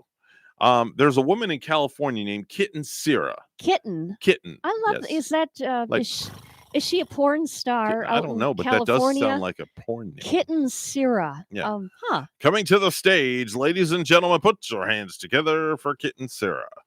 And she loves the color pink so much that, you know what she did, Bonnie? I think what she did, she married the color. Yes, she did. I heard this one She earlier. married the color pink. And this is Yeah. for real. The ceremony went down at the Little White Wedding Chapel in Las Vegas on Saturday. Notice it was a little white wedding chapel. It wasn't a pink wedding chapel. So she says she's been wearing pink exclusively for 40 years. And the idea of marrying the color actually did come from a smart aleck kid 2 years ago. He came up to her on a skateboard and said, "Wow, you love pink and you love it so much. Why don't you just marry it?" So she did. So she She did. did. Now, did she have a regular minister to ordain this marriage to pink? Well, she said that, that thought what the kid said really made her think and said the kid's onto something. So Kitten carried around a giant pink color swatch at the wedding ceremony, and she's the first person to ever marry a solid color. Not that anyone would be Wow. shocked to hear that. That is just really She married the color pink. that is really very strange. Well, here's kind of like what she could say, and people would really look at her weird. She could say, "Hey, I'm married to pink," and she would think, get it? Think pink. People would think that she's married to the artist, the vocalist, Pink. People would wonder. Right? And, I wonder if she got any pink diamonds out of this marriage. I don't know, or if she wore a pink wedding dress. Yeah. Or if everybody had to wear pink to come to the wedding. Or if anybody came to such a weird kind of wedding, and maybe I wonder if inside the chapel, if they had to paint the walls all pink for her. I don't know, but one thing's for sure, she doesn't have to worry about Pink talking back to her. Yeah, right. It's a one-sided conversation. If you could marry a color, which color would you marry? Wow. That's a tough one. I would have to say probably teal or orange. Really? You're Yeah. wearing a teal shirt today too. Am I? And No, that it's green. I think it's a greenish kind of teal. Dark. It It's looks kind of like both. looks kind of tealish to Yeah. me. Yeah, I could see where the two of you could get together, the contrast of your skin with that teal. I meet my better half, Mr. Teal. I think that you could marry that, Evan. Or Mr. Orange. Orange, you glad I didn't marry Teal. Get it? Orange, you glad I didn't marry Teal. Let's go to Poland, where police stopped a 45-year-old guy Tuesday evening last week because he was not wearing a face mask inside a store. Now, it's mandatory right now throughout Poland. Then, while they had him in custody, they realized he was also a fugitive and he was wanted for murder. Woo. Murder. Woo. It turns from which would be maybe a misdemeanor there yeah. with a face mask into, wow, we found a murderer right Yeah. here. Well, he's been on the run for 20 years and managed to avoid being caught until last week. So the lack of a face mask did him in. We haven't seen any other details except that he'll now start serving a 25-year prison sentence. Yowza. Wow. Whoa. Just because he didn't wear a face mask, he got caught, he got busted. You would think if he was wanted for murder, he would want to wear a mask. Yeah. Be Yeah. more hidden. Yeah, exactly. So there you go. Let's go to Boston, where a mom who's 61 years old and diagnosed with cancer is looking for a date for a daughter she describes as easygoing, so easygoing that she's okay with appearing on a Date My Daughter billboard in Times Square for the next month. The mom says she hopes to be around for at least another 2 years, and while she has a happily married son, she dreams of seeing her 30-year-old daughter settle down as well. The daughter says that the hunt is a project that she does approve, but is really led by her mother, who is having fun filtering through the profiles and all the responses. Maybe the mom would want to Wow. marry some of those responses. She's having more fun with it and takes more of an interest in it than her daughter. Well, here's the thing. I didn't know whether to believe that story or not. Uh-huh. So what I did was the other day, this is true story. What I did was the other day I got on Google and I Googled stores in Times Square. So I got the phone number of a store in Times Square, and I called and introduced myself, and I said, "Hey, listen, I need to verify something." And lo and behold, the person on the other end of the phone verified that there is, yes, indeed, a billboard in Times Square. And how old did you see the billboard? Did you see the daughter? Does it show a picture of the daughter on it, or is it just clarifying the wordage from the mom It's clarifying what the story was about. But I no- didn't go into detail. No, I wonder if there's a photo of the daughter. I would think that the mom would have put a photo of the daughter there, so the prospective guys Yeah. could see. Or then again, let me rephrase what I just said, because I don't want anybody getting mad. The prospective guys and or girls could see, because you never know. And you don't. No. I guess you don't know that. Right, you don't know that. And I wonder, did it say in the article how old the daughter was? 30. 30. 30 years Well, old. she has time. The son is married, and she Yeah. wants to get the daughter married before she passes on. And the 'cause mom only thinks she has a couple of years she only left. thinks she has a couple of years left because she has cancer, I do believe. Oh, Yeah, okay. I yeah. see. So she wanted to do something for her daughter.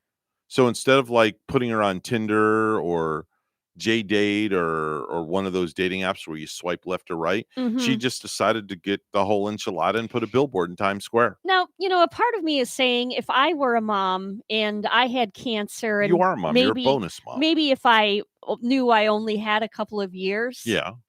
no matter how old my daughter is, I Mhm. don't think I would do that sort of thing and put Mhm. anybody under any pressure Mhm. to say, you got to get married before I die. You got to do this for me before I see. Mhm. That's a little bit It is pressure. intrusive. It is pressure. Just wanted to give my 2 cents on that one. No. I think it's intrusive a little No, bit. that's okay. I agree with you, actually, because that is a lot of pressure on somebody. Yeah. It is. It's an awful lot of pressure. And But you could completely alter or ruin somebody's Yeah. life by that. What if the daughter just, finds someone and maybe she's not wholeheartedly in it and says, "Well, I got to marry this guy. I got for to my do it mom. for my mom." Yeah. Well, Um, there's always divorce.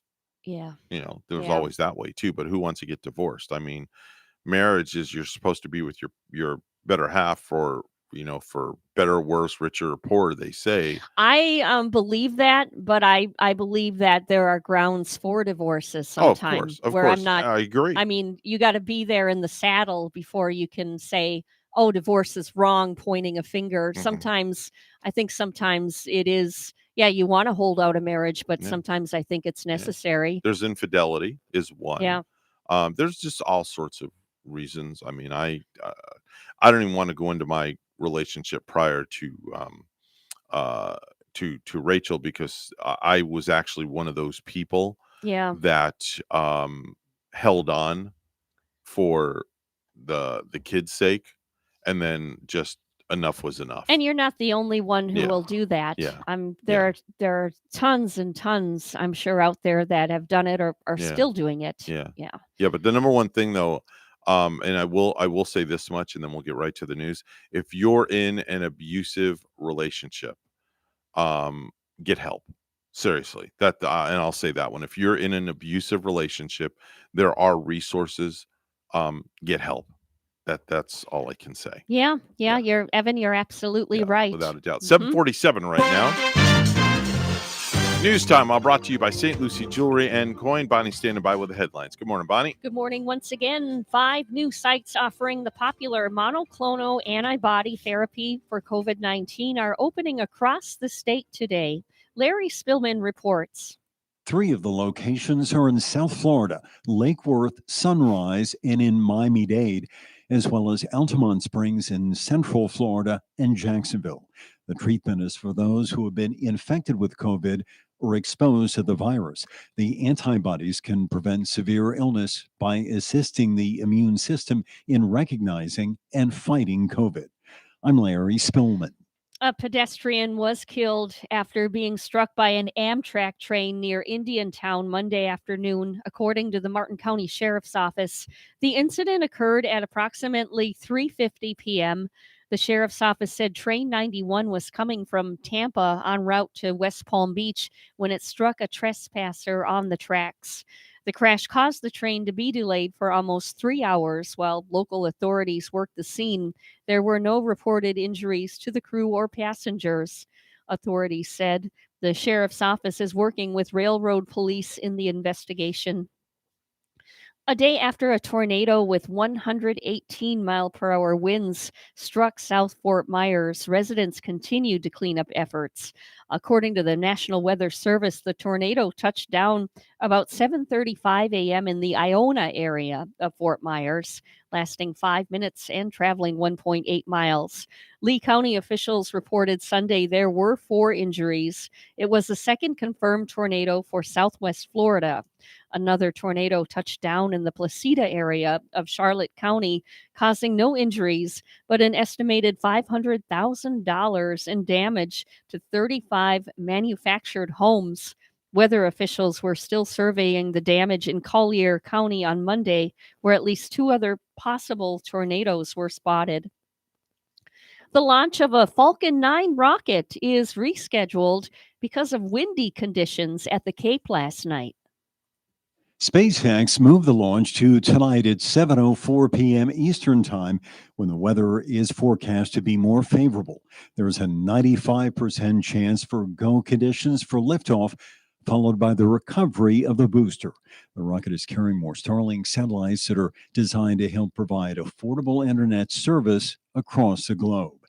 I'm Larry Spillman. The Highwaymen Heritage Trail Art Show and Festival in Fort Pierce has been canceled for the second year in a row. The city's 6th annual event is canceled next month because of COVID-19, according to the city's website. Last year, it was postponed because of the coronavirus pandemic, but never happened. This year's event was scheduled for the February 18 through 20 weekend at Moores Creek Linear Park in the Lincoln Park neighborhood, the birthplace of the Florida Highwaymen artists.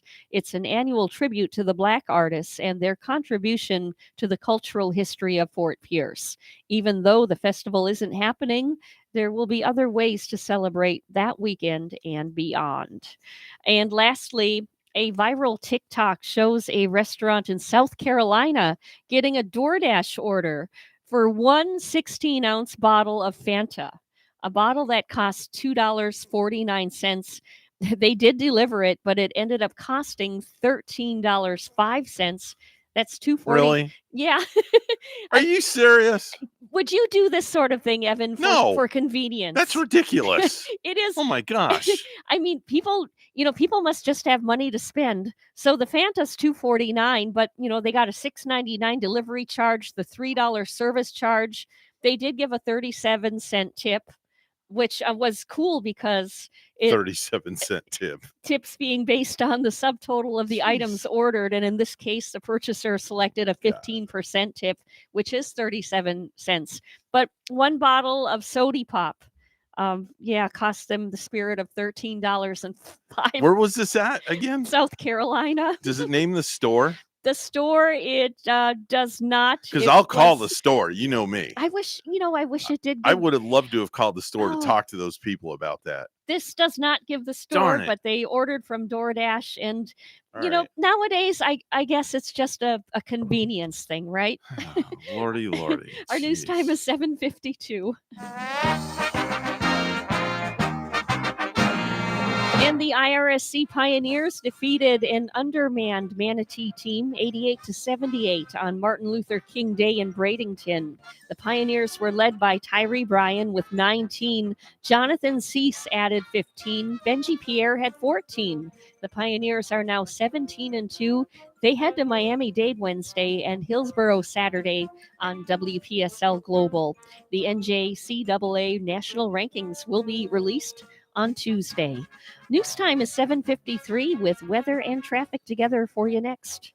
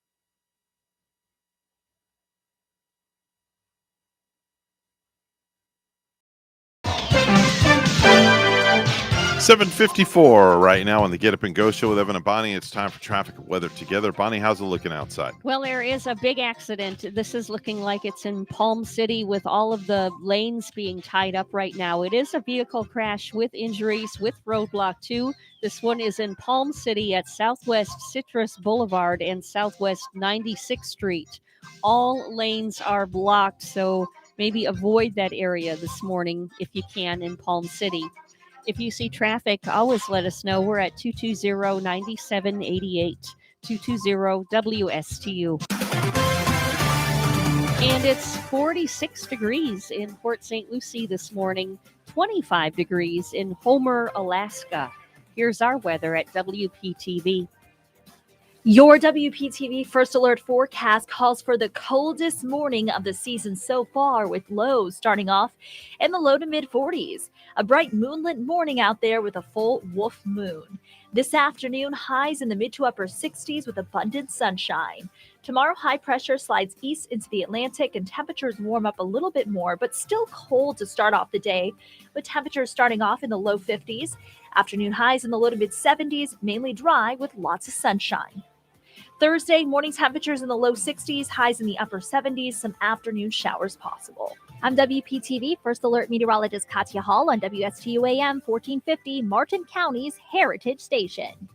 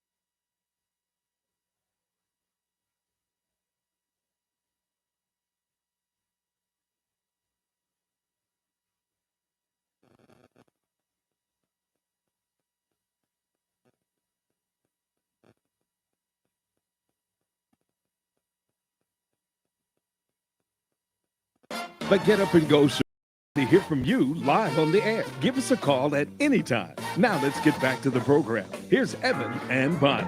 Coming up on 7:59 on the Get Up and Go show with Evan and Bonnie, and just a little bit after 8 o'clock after the news. Chief Deputy John Budenseek is going to be joining us on the program here this morning. And boy, did they have a lot to talk about. The topic this morning is the amount of guns that have been stolen from unlocked vehicles so far this year. Yeah, and I'm sure he has some good advice too for the gun owners and everybody who's been affected by that. Yeah, definitely so. So make sure and tune in for that interview. We're going to take a short pause for the cause. The news is coming up next right here at WSTU Stewart, Martin County's Heritage Station. The news is coming up next.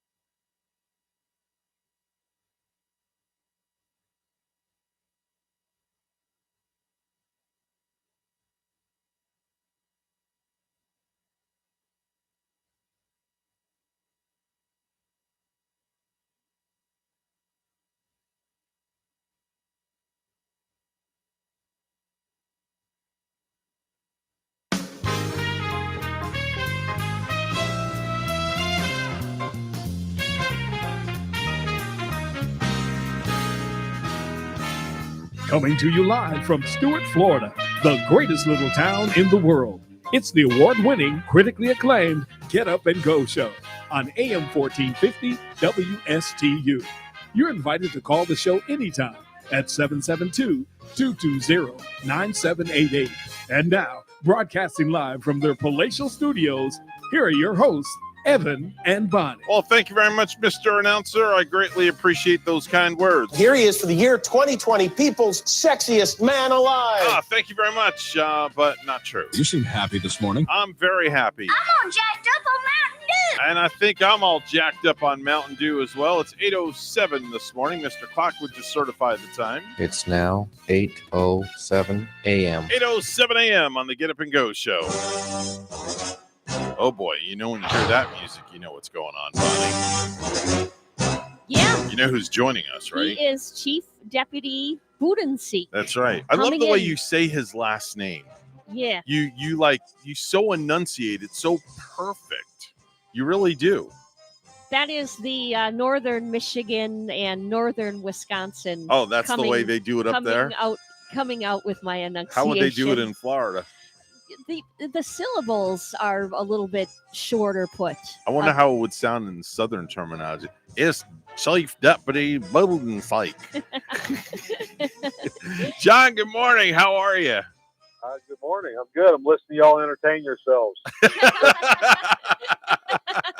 We like to do it each and every morning. We do. We have a great time. It's very good. Except that land of the living there. Well, what can I say? You know, Land of the Lost is more like it. Yeah, the way we've been feeling. Oh my Lord, have mercy. Well, we entertained ourselves for 30 seconds at your last name expense, but that's okay because you know what? It's all good, and we're all here to have a great time and kind of lighten the mood a little bit. How are you doing? How's you and the family?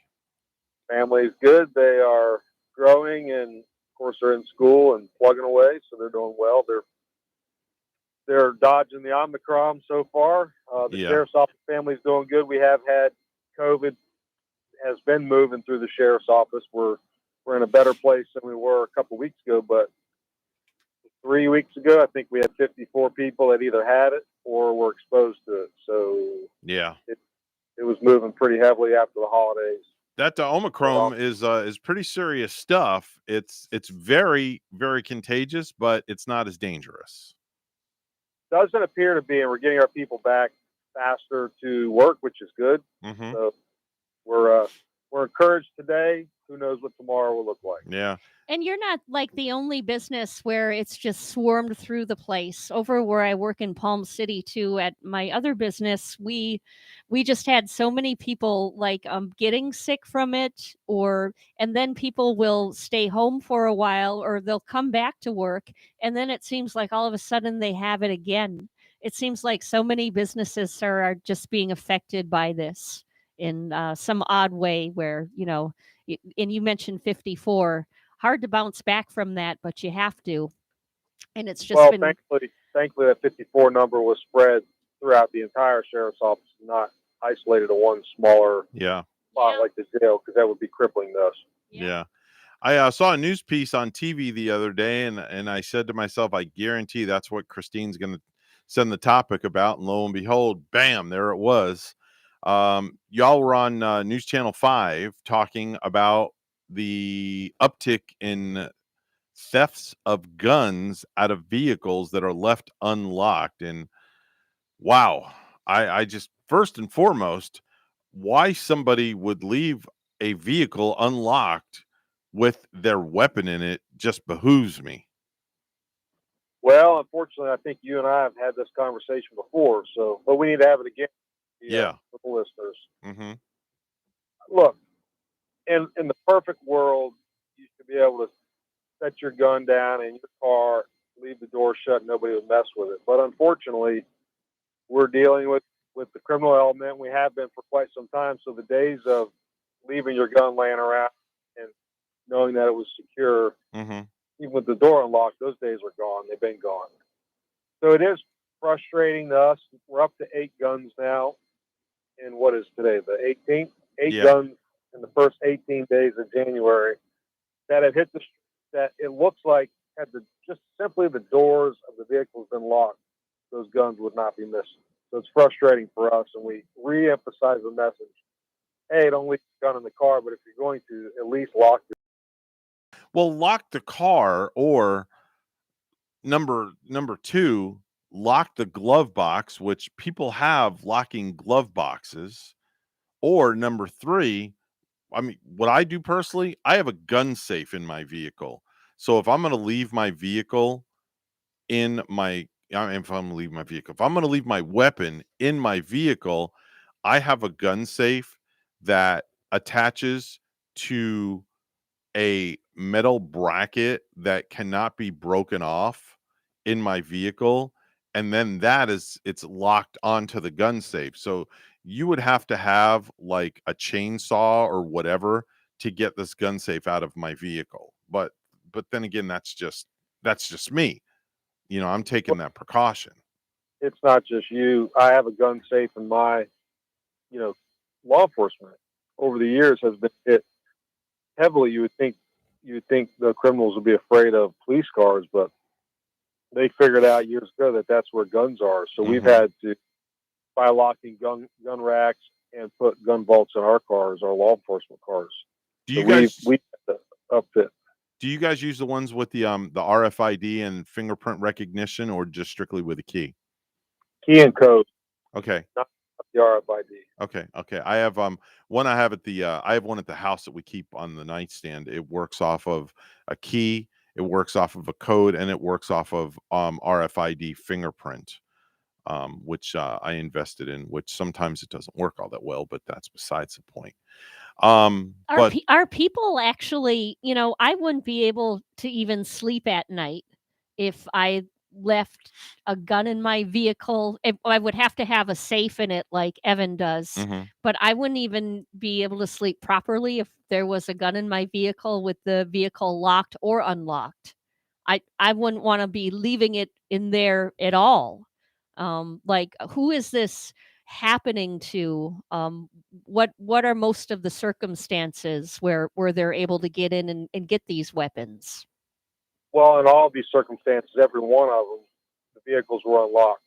And we watched surveillance videos from other vehicle burglars in the same area. If the cars were locked, they just simply moved to the next car. And they went through several neighborhoods in Palm City and one in North Stewart. And you could see that they didn't spend any time. They didn't break any windows. All you had to do was lock your car. That was the simplest of fixes in that scenario. And I think people get busy. A lot of people carry guns, which we encourage you if you do it legally. They get busy and carting that gun in and out. They just forget. Yeah. Unfortunately, they forget. Is this happening like during the day or mostly at night, or is it varied? No, all of these have been late night, wee hours of the morning car burglaries. After everybody's asleep, these clowns have been moving through these neighborhoods. And are they seen on anybody's like cameras? Any cameras capturing these clowns? Yes. Yeah. We do have some leads. They're not the greatest. We're working them. But even if we catch them, generally when we track these individuals down and arrest them, the guns are long gone. They've been sold on the street, traded for drugs. They're just gone. We very, very cover stolen firearms. Well, right away. You remember when months and months ago, and Bonnie, you remember my vehicle was here at the station when I parked out back, and they didn't ransack the vehicle. The only thing they did was they broke the window, went in the glove box. I had things in the glove box that were valuable, but they never touched anything. They didn't touch anything in the center console. They were looking for guns, is what they were looking for. And John even came straight out and said that's what was, there was a rash of burglaries going on in the neighborhood. That was a while ago too. Yeah, many months ago. Well, it's frustrating for us. And, it's dangerous also for the homeowner. Just think about this. If you're the homeowner, you hear somebody outside your house, and you got to confront them, they'd be standing there with your gun because you left your door unlocked. So it's dangerous all the way around. Of course, it's dangerous for our law enforcement officers as they keep people in the custody, and then when the guns hit the streets, I don't have to explain those dangers. Yeah, and I think I mentioned this before with you too, that I would be so fearful to have a gun out there that's been taken that's in my name. What do people have to do right away if their gun has been stolen, that gun's registered to them? What should people do with that? It's a great Well, question. Thanks. Yeah. people are embarrassed, because we're hounding on them, lock your cars, and then they're very sheepish whenever they forget to lock their car and their gun's stolen. So first, we encourage everyone to report that gun stolen. Once that gun's reported stolen, it's kind of off the gun owner as to what happens with that gun later in life. I mean, well, I've been asked the question, can they be held responsible? Can they be arrested? The answer is no. Mm-hmm. So I go back, it's their car. And in a perfect world, you leave something in your car, it's illegal for anyone to go in your car and take it out. So we need to remember fall here. The bad guys are at fault here. Yes, the gun owners are more careful, but the bad guys are at fault. And that's how it lands whenever they commit a crime down the road. So, like, no matter how embarrassed you are, it's good to report it and, get it on it right away. It kind of reminds me of the elderly folks that, maybe are scammed by someone and they're too embarrassed to tell, or, too embarrassed to get on it because they were taken. But I think what you're trying to get out is it's important to just report things and get things out in the open right away so the police can get right on it. It is. It's also important right now when before the guns. It's important now just to take inventory of your guns and the serial numbers of your guns. We get quite often a gun will be reported stolen, and they'll say, well, I had a Glock model 22 stolen. Well, there's millions of those guns. So it's hard for us. It's near impossible to back down and recover it. But if we have the serial number, we can enter it into the Florida Crime Information Center, the National Crime Information Center. And then if that gun shows up on a traffic stop and somebody runs those numbers, we know that we can make an arrest and close those cases. But let me ask you a question. Now's the time to do that, record those numbers. Let me ask you a question. Is there a website, a national website, not just any website, but a national website that people can go to register their weapon with the serial number, so it's in a database, so it shows who it belongs to, so if it's stolen, it's there and the information is there? Is there something like that out there? Evan, I'm not sure. I know some states require you to register your firearms. In the state of Florida, you're not required to register them. So the answer is I'm not sure. The easy fix, however, is to take photos of your serial numbers and just keep them in your records, keep them somewhere safe, keep in your computer. Well, maybe it's a law or something that our governor DeSantis should consider putting into law, where all firearms have to register their guns into this national database to help law enforcement. If a gun is stolen, they can input this number and it does come up, and if it's recovered in a crime, they can run the serial number and trace it back to the actual owner and get it back to the rightful owner. Well, that sounds good, but if you're around very many serious gun owners, they would be okay with us trying to recover their guns. I doubt they'd be okay with the government having a list of what firearms they own. Well, if they have a problem with it, then there's obviously they must be doing something illegal. I'm sorry, that's just my opinion, because I would not have a problem with if somebody were to steal my gun and you were to recover it and put that serial number in the database and it shows that I'm the rightful owner. I would have no issues at all with giving that information. But then again, some people do, and obviously they must be not doing something legal, in my opinion. No, it's not that. Not to break open a huge discussion, but there's a lot of thought that the government is overreaching and going to take firearms. So there's a lot of people that feel like they're unregistered firearms are good kept that way, and they're legally allowed to do that. Yeah. Just keep track of your own firearms. Keep track of your own serial number. Yeah.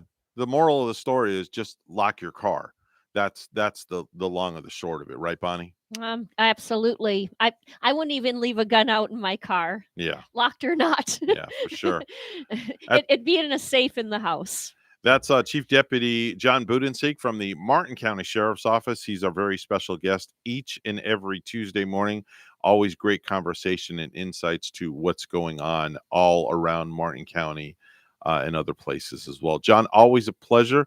Enjoy your day. I hope you got your long johns on to stay warm this morning. Yes, sir. Long sleeves today. long sleeves today for sure. Have a wonderful day, and we'll talk to you real soon. All right, sounds good. All right, take care. Bye-bye now. It's time for the Precious Metals Report, brought to you by St. Lucie Jewelry and Coin. Gold going to be opening up at $1,806.80 an ounce. Silver opening up $22.85 an ounce. That is your Precious Metals Report. And as always, it's brought to you by St. Lucie Jewelry and Coin.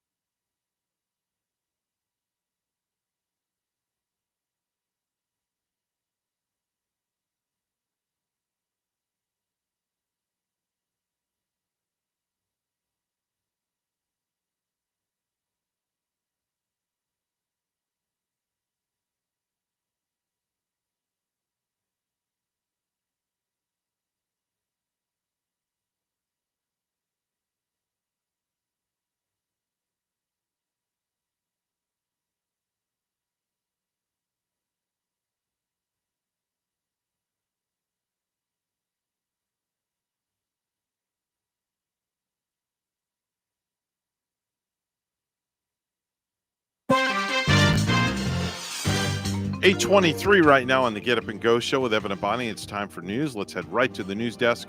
Bonnie's standing by with the headlines. Good morning, Bonnie. Good morning, Evan. Brightline's new commuter trains will begin conducting dry runs today along a stretch of railway between West Palm Beach and Brevard County. This is part of the company's $3 billion high-speed rail extension connecting South Florida to Orlando International Airport. 5 new sites offering the popular monoclonal antibody therapy for COVID-19 are opening across the state today. Larry Spillman reports. 3 of the locations are in South Florida, Lake Worth, Sunrise, and in Miami-Dade, as well as Altamont Springs in Central Florida and Jacksonville. The treatment is for those who have been infected with COVID or exposed to the virus. The antibodies can prevent severe illness by assisting the immune system in recognizing and fighting COVID. I'm Larry Spillman. A pedestrian was killed after being struck by an Amtrak train near Indiantown Monday afternoon, according to the Martin County Sheriff's Office. The incident occurred approximately 3:50 p.m. The Sheriff's Office said Train 91 was coming from Tampa en route to West Palm Beach when it struck a trespasser on the tracks. The crash caused the train to be delayed for almost 3 hours. While local authorities worked the scene, there were no reported injuries to the crew or passengers, authorities said. The sheriff's office is working with railroad police in the investigation.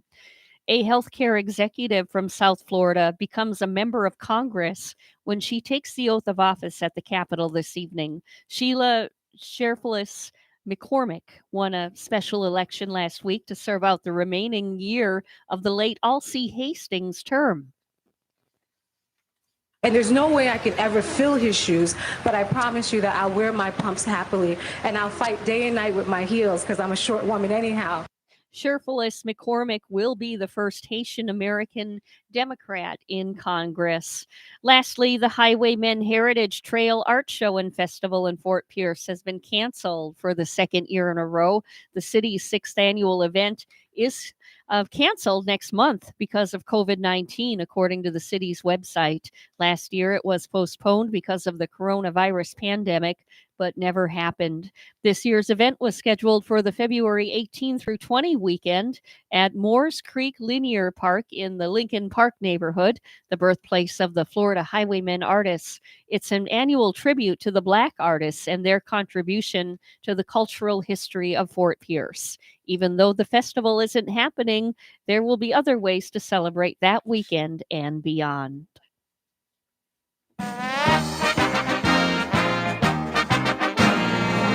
Brooklyn Nets guard Kyrie Irving made clear Monday that his stance regarding the COVID-19 vaccine will not change in the wake of Kevin Durant's knee injury that's expected to sideline him for 4 to 6 weeks.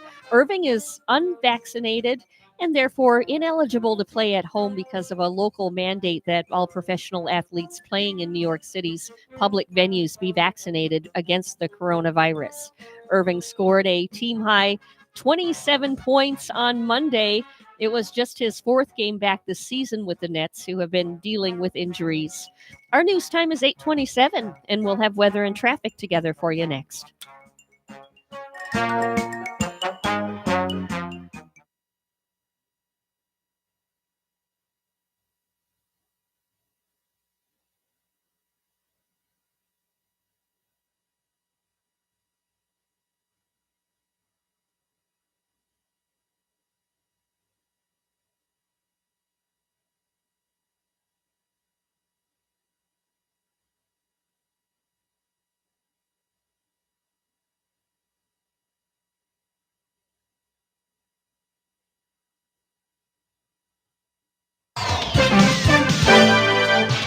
$8:28 right now on the Get Up and Go show with Evan and Bonnie. It's time for traffic and weather together. Bonnie, how's it looking outside? Well, we are looking at that big accident that's brewing in Palm City. There is a vehicle crash there with injuries. Roadblock 2 this morning. And this accident is at Southwest Citrus Boulevard and Southwest 96th Street in Palm City, with all of the lanes in that area blocked this morning. Use an alternate. And if you can, just simply avoid that area. If you see something, say something. Always let us know at 220-9788, 220-WSTU. It's only 48 this morning in Stewart. Only. Yeah, we're feeling the winter chill, that's for sure. It's only 45. Seems like we've been dropping even a little bit in Port St. Lucie. It's a chilly temperature. Bundle up. There's your latest look at weather. Your WPTV First Alert forecast calls for the coldest morning of the season so far, with lows starting off in the low to mid 40s. A bright moonlit morning out there with a full wolf moon. This afternoon, highs in the mid to upper 60s with abundant sunshine. Tomorrow, high pressure slides east into the Atlantic and temperatures warm up a little bit more, but still cold to start off the day, with temperatures starting off in the low 50s. Afternoon highs in the low to mid 70s, mainly dry with lots of sunshine. Thursday, morning temperatures in the low 60s, highs in the upper 70s, some afternoon showers possible. I'm WPTV First Alert Meteorologist Katya Hall on WSTU AM 1450, Martin County's Heritage Station.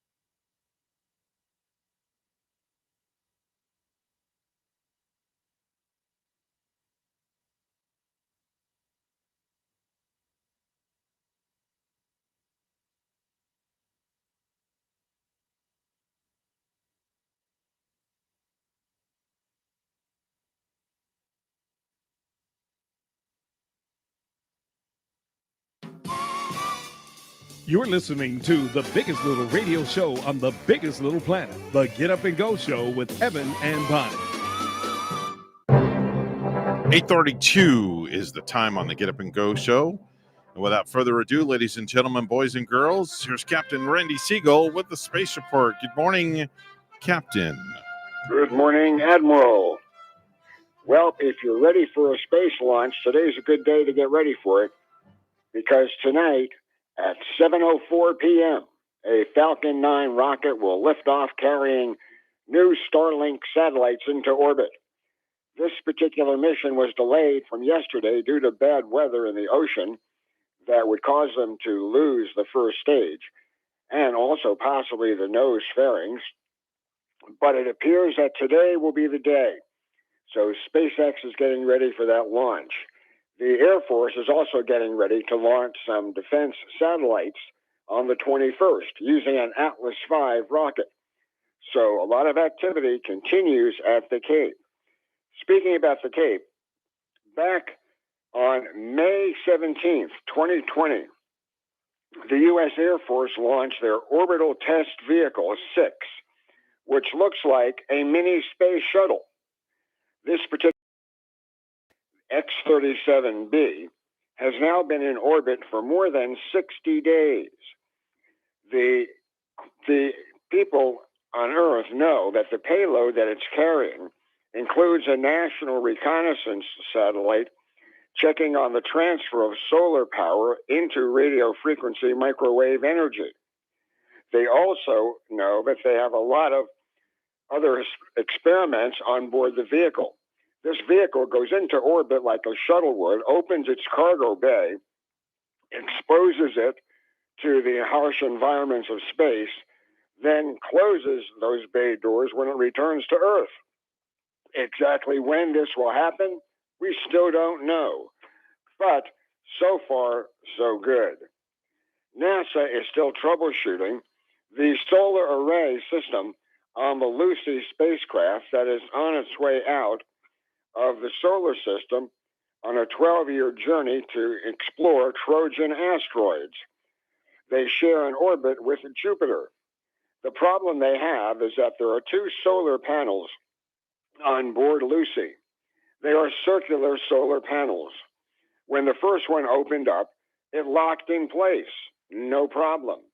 When the second one opened up, the array did not lock in place. As a result, the solar array was deployed properly, but it hasn't locked in place.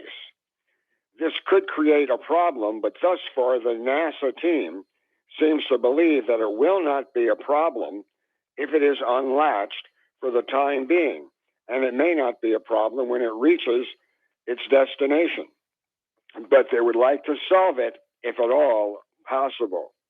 The spacecraft will travel nearly 4 billion miles to study the 8 asteroids in that area.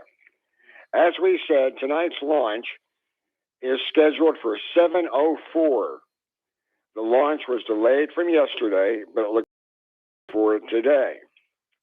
Shenzhou 13, the Chinese astronauts' vehicle that has docked and carrying 3 to 6 months. The crew has now spent the longest time in space for any Chinese. They've been on the complex for 94 days. Zai Zhaging, Wang Yapeng, and Yi Hu have been on board doing work on their space station. What is really interesting is if you look at the pictures that they have beamed down from their station looks rather uncluttered and relatively easy to maintain, where the International Space Station looks extremely cluttered. The question now comes, is the Chinese station really that clean, or is it the fact that it's up there only a short time? Tomorrow we will see 2 spacewalkers, Anton Sheplerev and Pyotr Dubrov, exit the space station at about 7 a.m. to configure the new Russian station's modules. The Prichel module and the Poisek module have been added to the International Space Station, but now they will be fully integrated into the station with these spacewalks. A Progress MS-19 spacecraft preparing for launch on February 15th is undergoing its final tests in Russia. This is a cargo craft that will bring up supplies and fuel to the International Space Station. The Soyuz rocket is already at the Baikonur Cosmodrome, and the capsule will be delivered shortly. Russia is anxious to get this off as they have a busy schedule ahead of them. In an email to the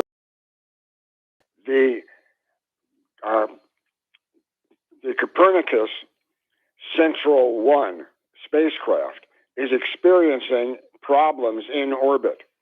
There are power problems that are the vehicle from doing what it was supposed to do. Copernicus Sentinel-1 has problems with the power unit subsystem of the satellite. The French are working very diligently and quite hard to try to get this put back into operation completely. Even though the vehicle is more than 5 years old, they still believe it has a great lifetime ahead of it, and they still hope to get it back into operation shortly. Filmmakers have found it rather interesting using the NASA logo.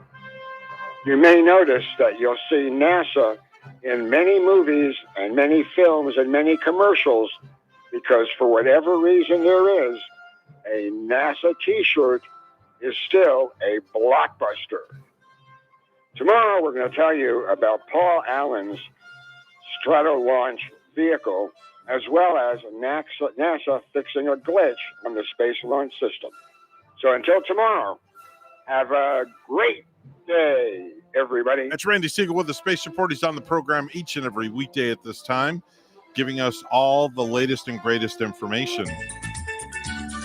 Time to head on over to Ellie's Downtown Deli for some of the best food there is this side of Stuart. They have the best, the biggest, most fluffiest fresh jumbo wraps.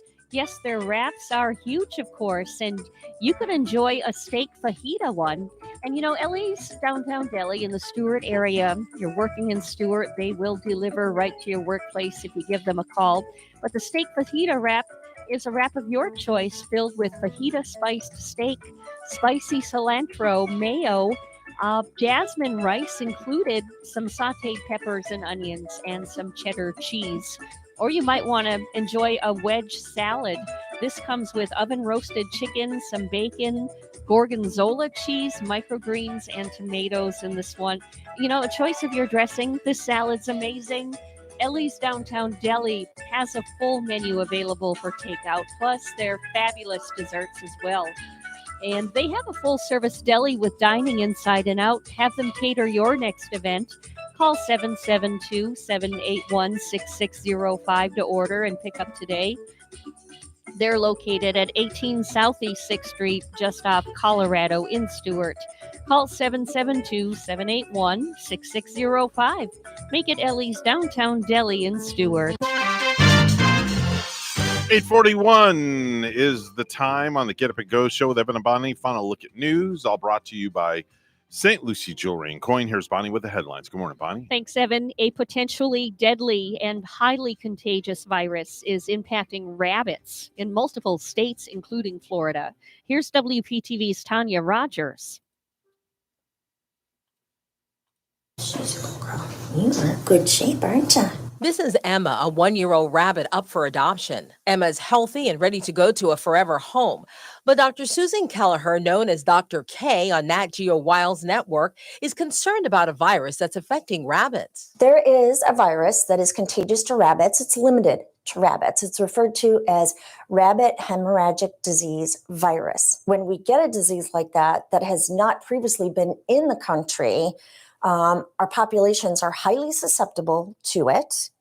And this particular virus is pretty hardy, and it's actually spread across the United States from California all the way to Florida in approximately 2 years. Dr. K is warning rabbit pet owners. We can bring it in on our clothes, possibility of bringing it in on hay, and it's deadly. It's greater than 80% mortality rate with this.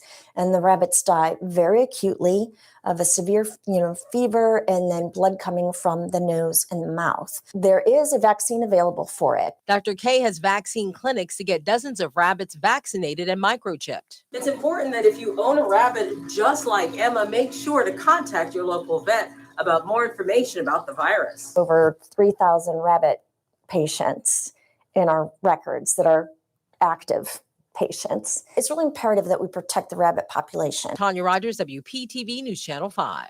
5 new sites offering the popular monoclonal antibody therapy for COVID-19 are opening across the state today. Larry Spillman reports. 3 of the locations are in South Florida, Lake Worth, Sunrise, and in Miami-Dade, as well as Altamont Springs in Central Florida and Jacksonville. The treatment is for those who have been infected with COVID or exposed to the virus. The antibodies can prevent severe illness by assisting the immune system in recognizing and fighting COVID. I'm Larry Spillman. The launch of a Falcon 9 rocket is rescheduled because of windy conditions at the Cape last night. SpaceX moved the launch to tonight at 7:04 p.m. Eastern Time when the weather is forecast to be more favorable. There's a 95% chance for go conditions for liftoff, followed by the recovery of the booster. The rocket is carrying more Starlink satellites that are designed to help provide affordable internet service across the globe. I'm Larry Spillman. A day after a tornado with 118-mile-per-hour winds struck South Fort Myers, residents continued cleanup efforts. According to the National Weather Service, the tornado touched down about 7:35 a.m. in the Iona area of Fort Myers, lasting 5 minutes and traveling 1.8 miles. Lee County officials reported Sunday there were 4 injuries. It was the second confirmed tornado for Southwest Florida. Another tornado touched down in the Placida area of Charlotte County, causing no injuries, but an estimated $500,000 in damage to 35 manufactured homes. Weather officials were still surveying the damage in Collier County on Monday, where at least 2 other possible tornadoes were spotted. Brightline's new commuter trains will begin conducting dry runs today along a stretch of railway between West Palm Beach and Brevard County.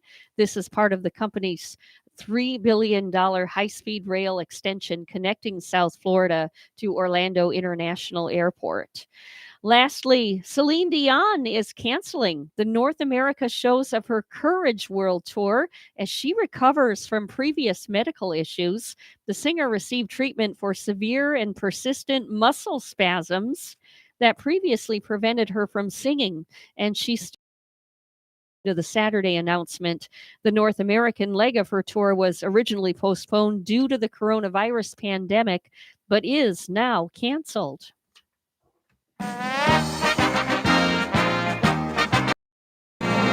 Dallas Cowboys executive vice president Stephen Jones all but ended any speculation about Coach Mike McCarthy's job status on Monday. Asked by The Fan 105.3 in Dallas, a day after the Cowboys season ended with a wild card loss to the San Francisco 49ers, whether he was confident McCarthy would continue to lead the team in 2022, Jones said, "Absolutely, very confident." After the loss, owner and general manager Jerry Jones was not willing to speak about McCarthy's role going forward, but acknowledged disappointment in how the team played in the 23-17 loss, particularly at the start.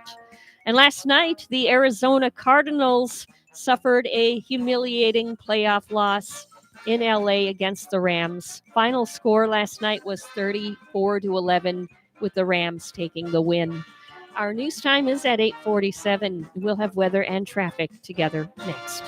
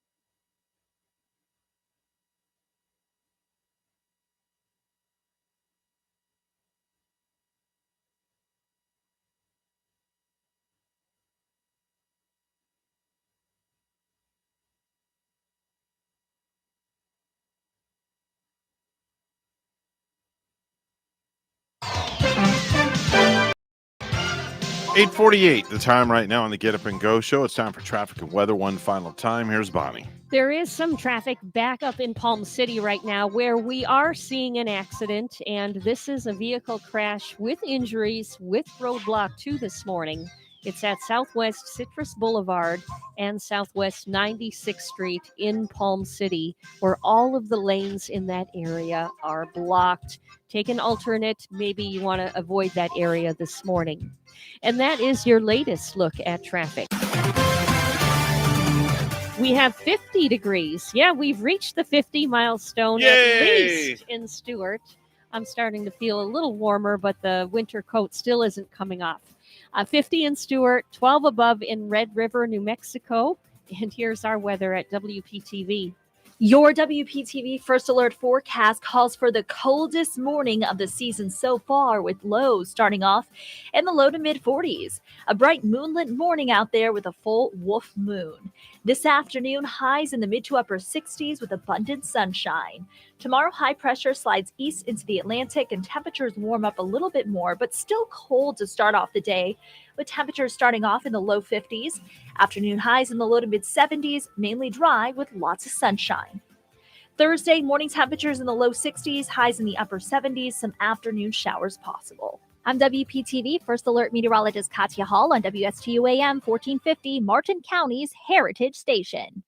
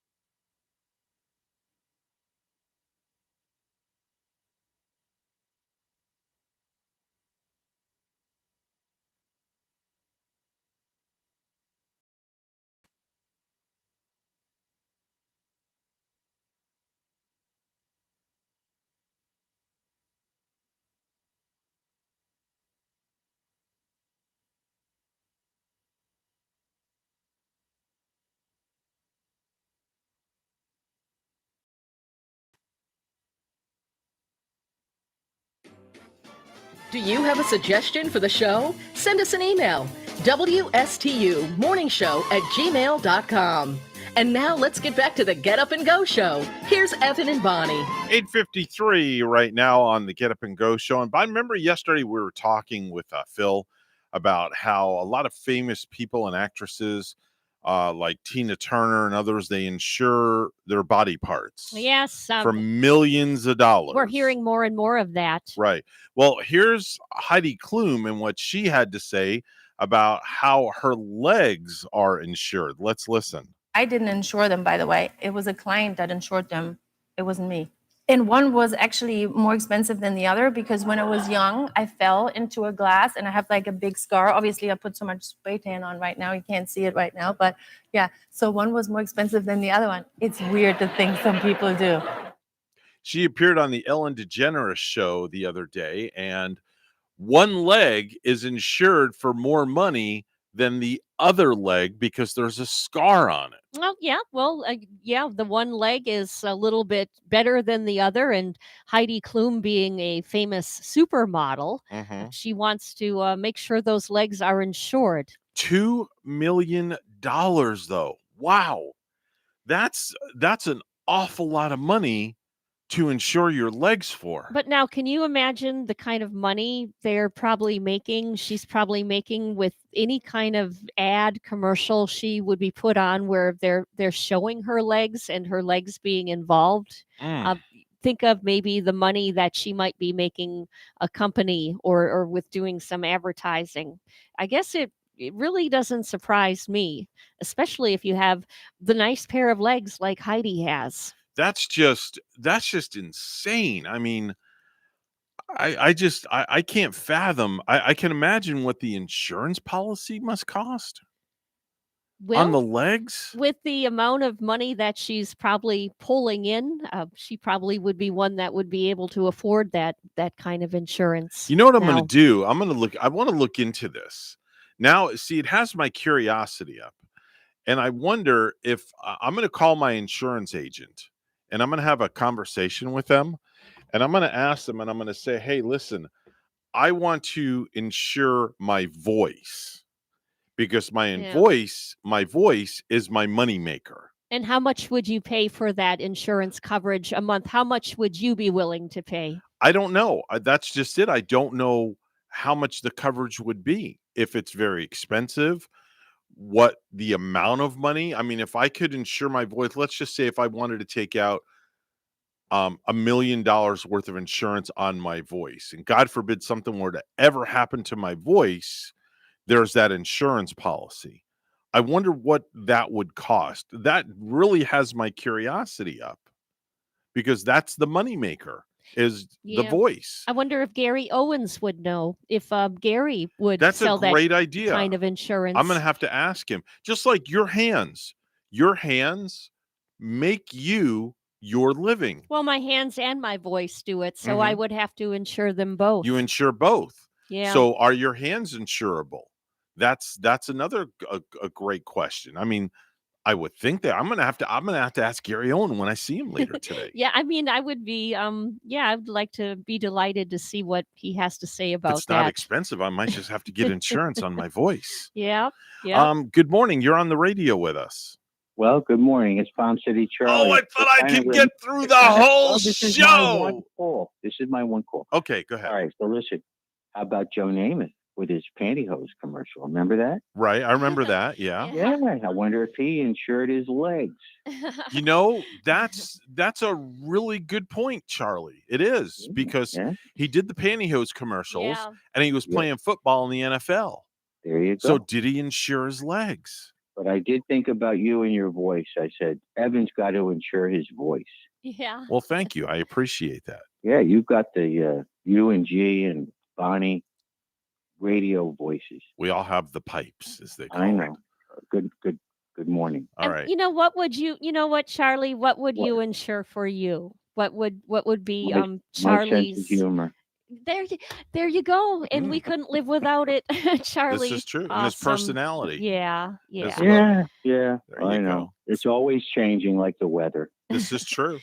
All Well, right, you brother. keep up Take that care. great Have a great personality day. and avoid the winter chill if you can. Okay, Yeah. Charlie?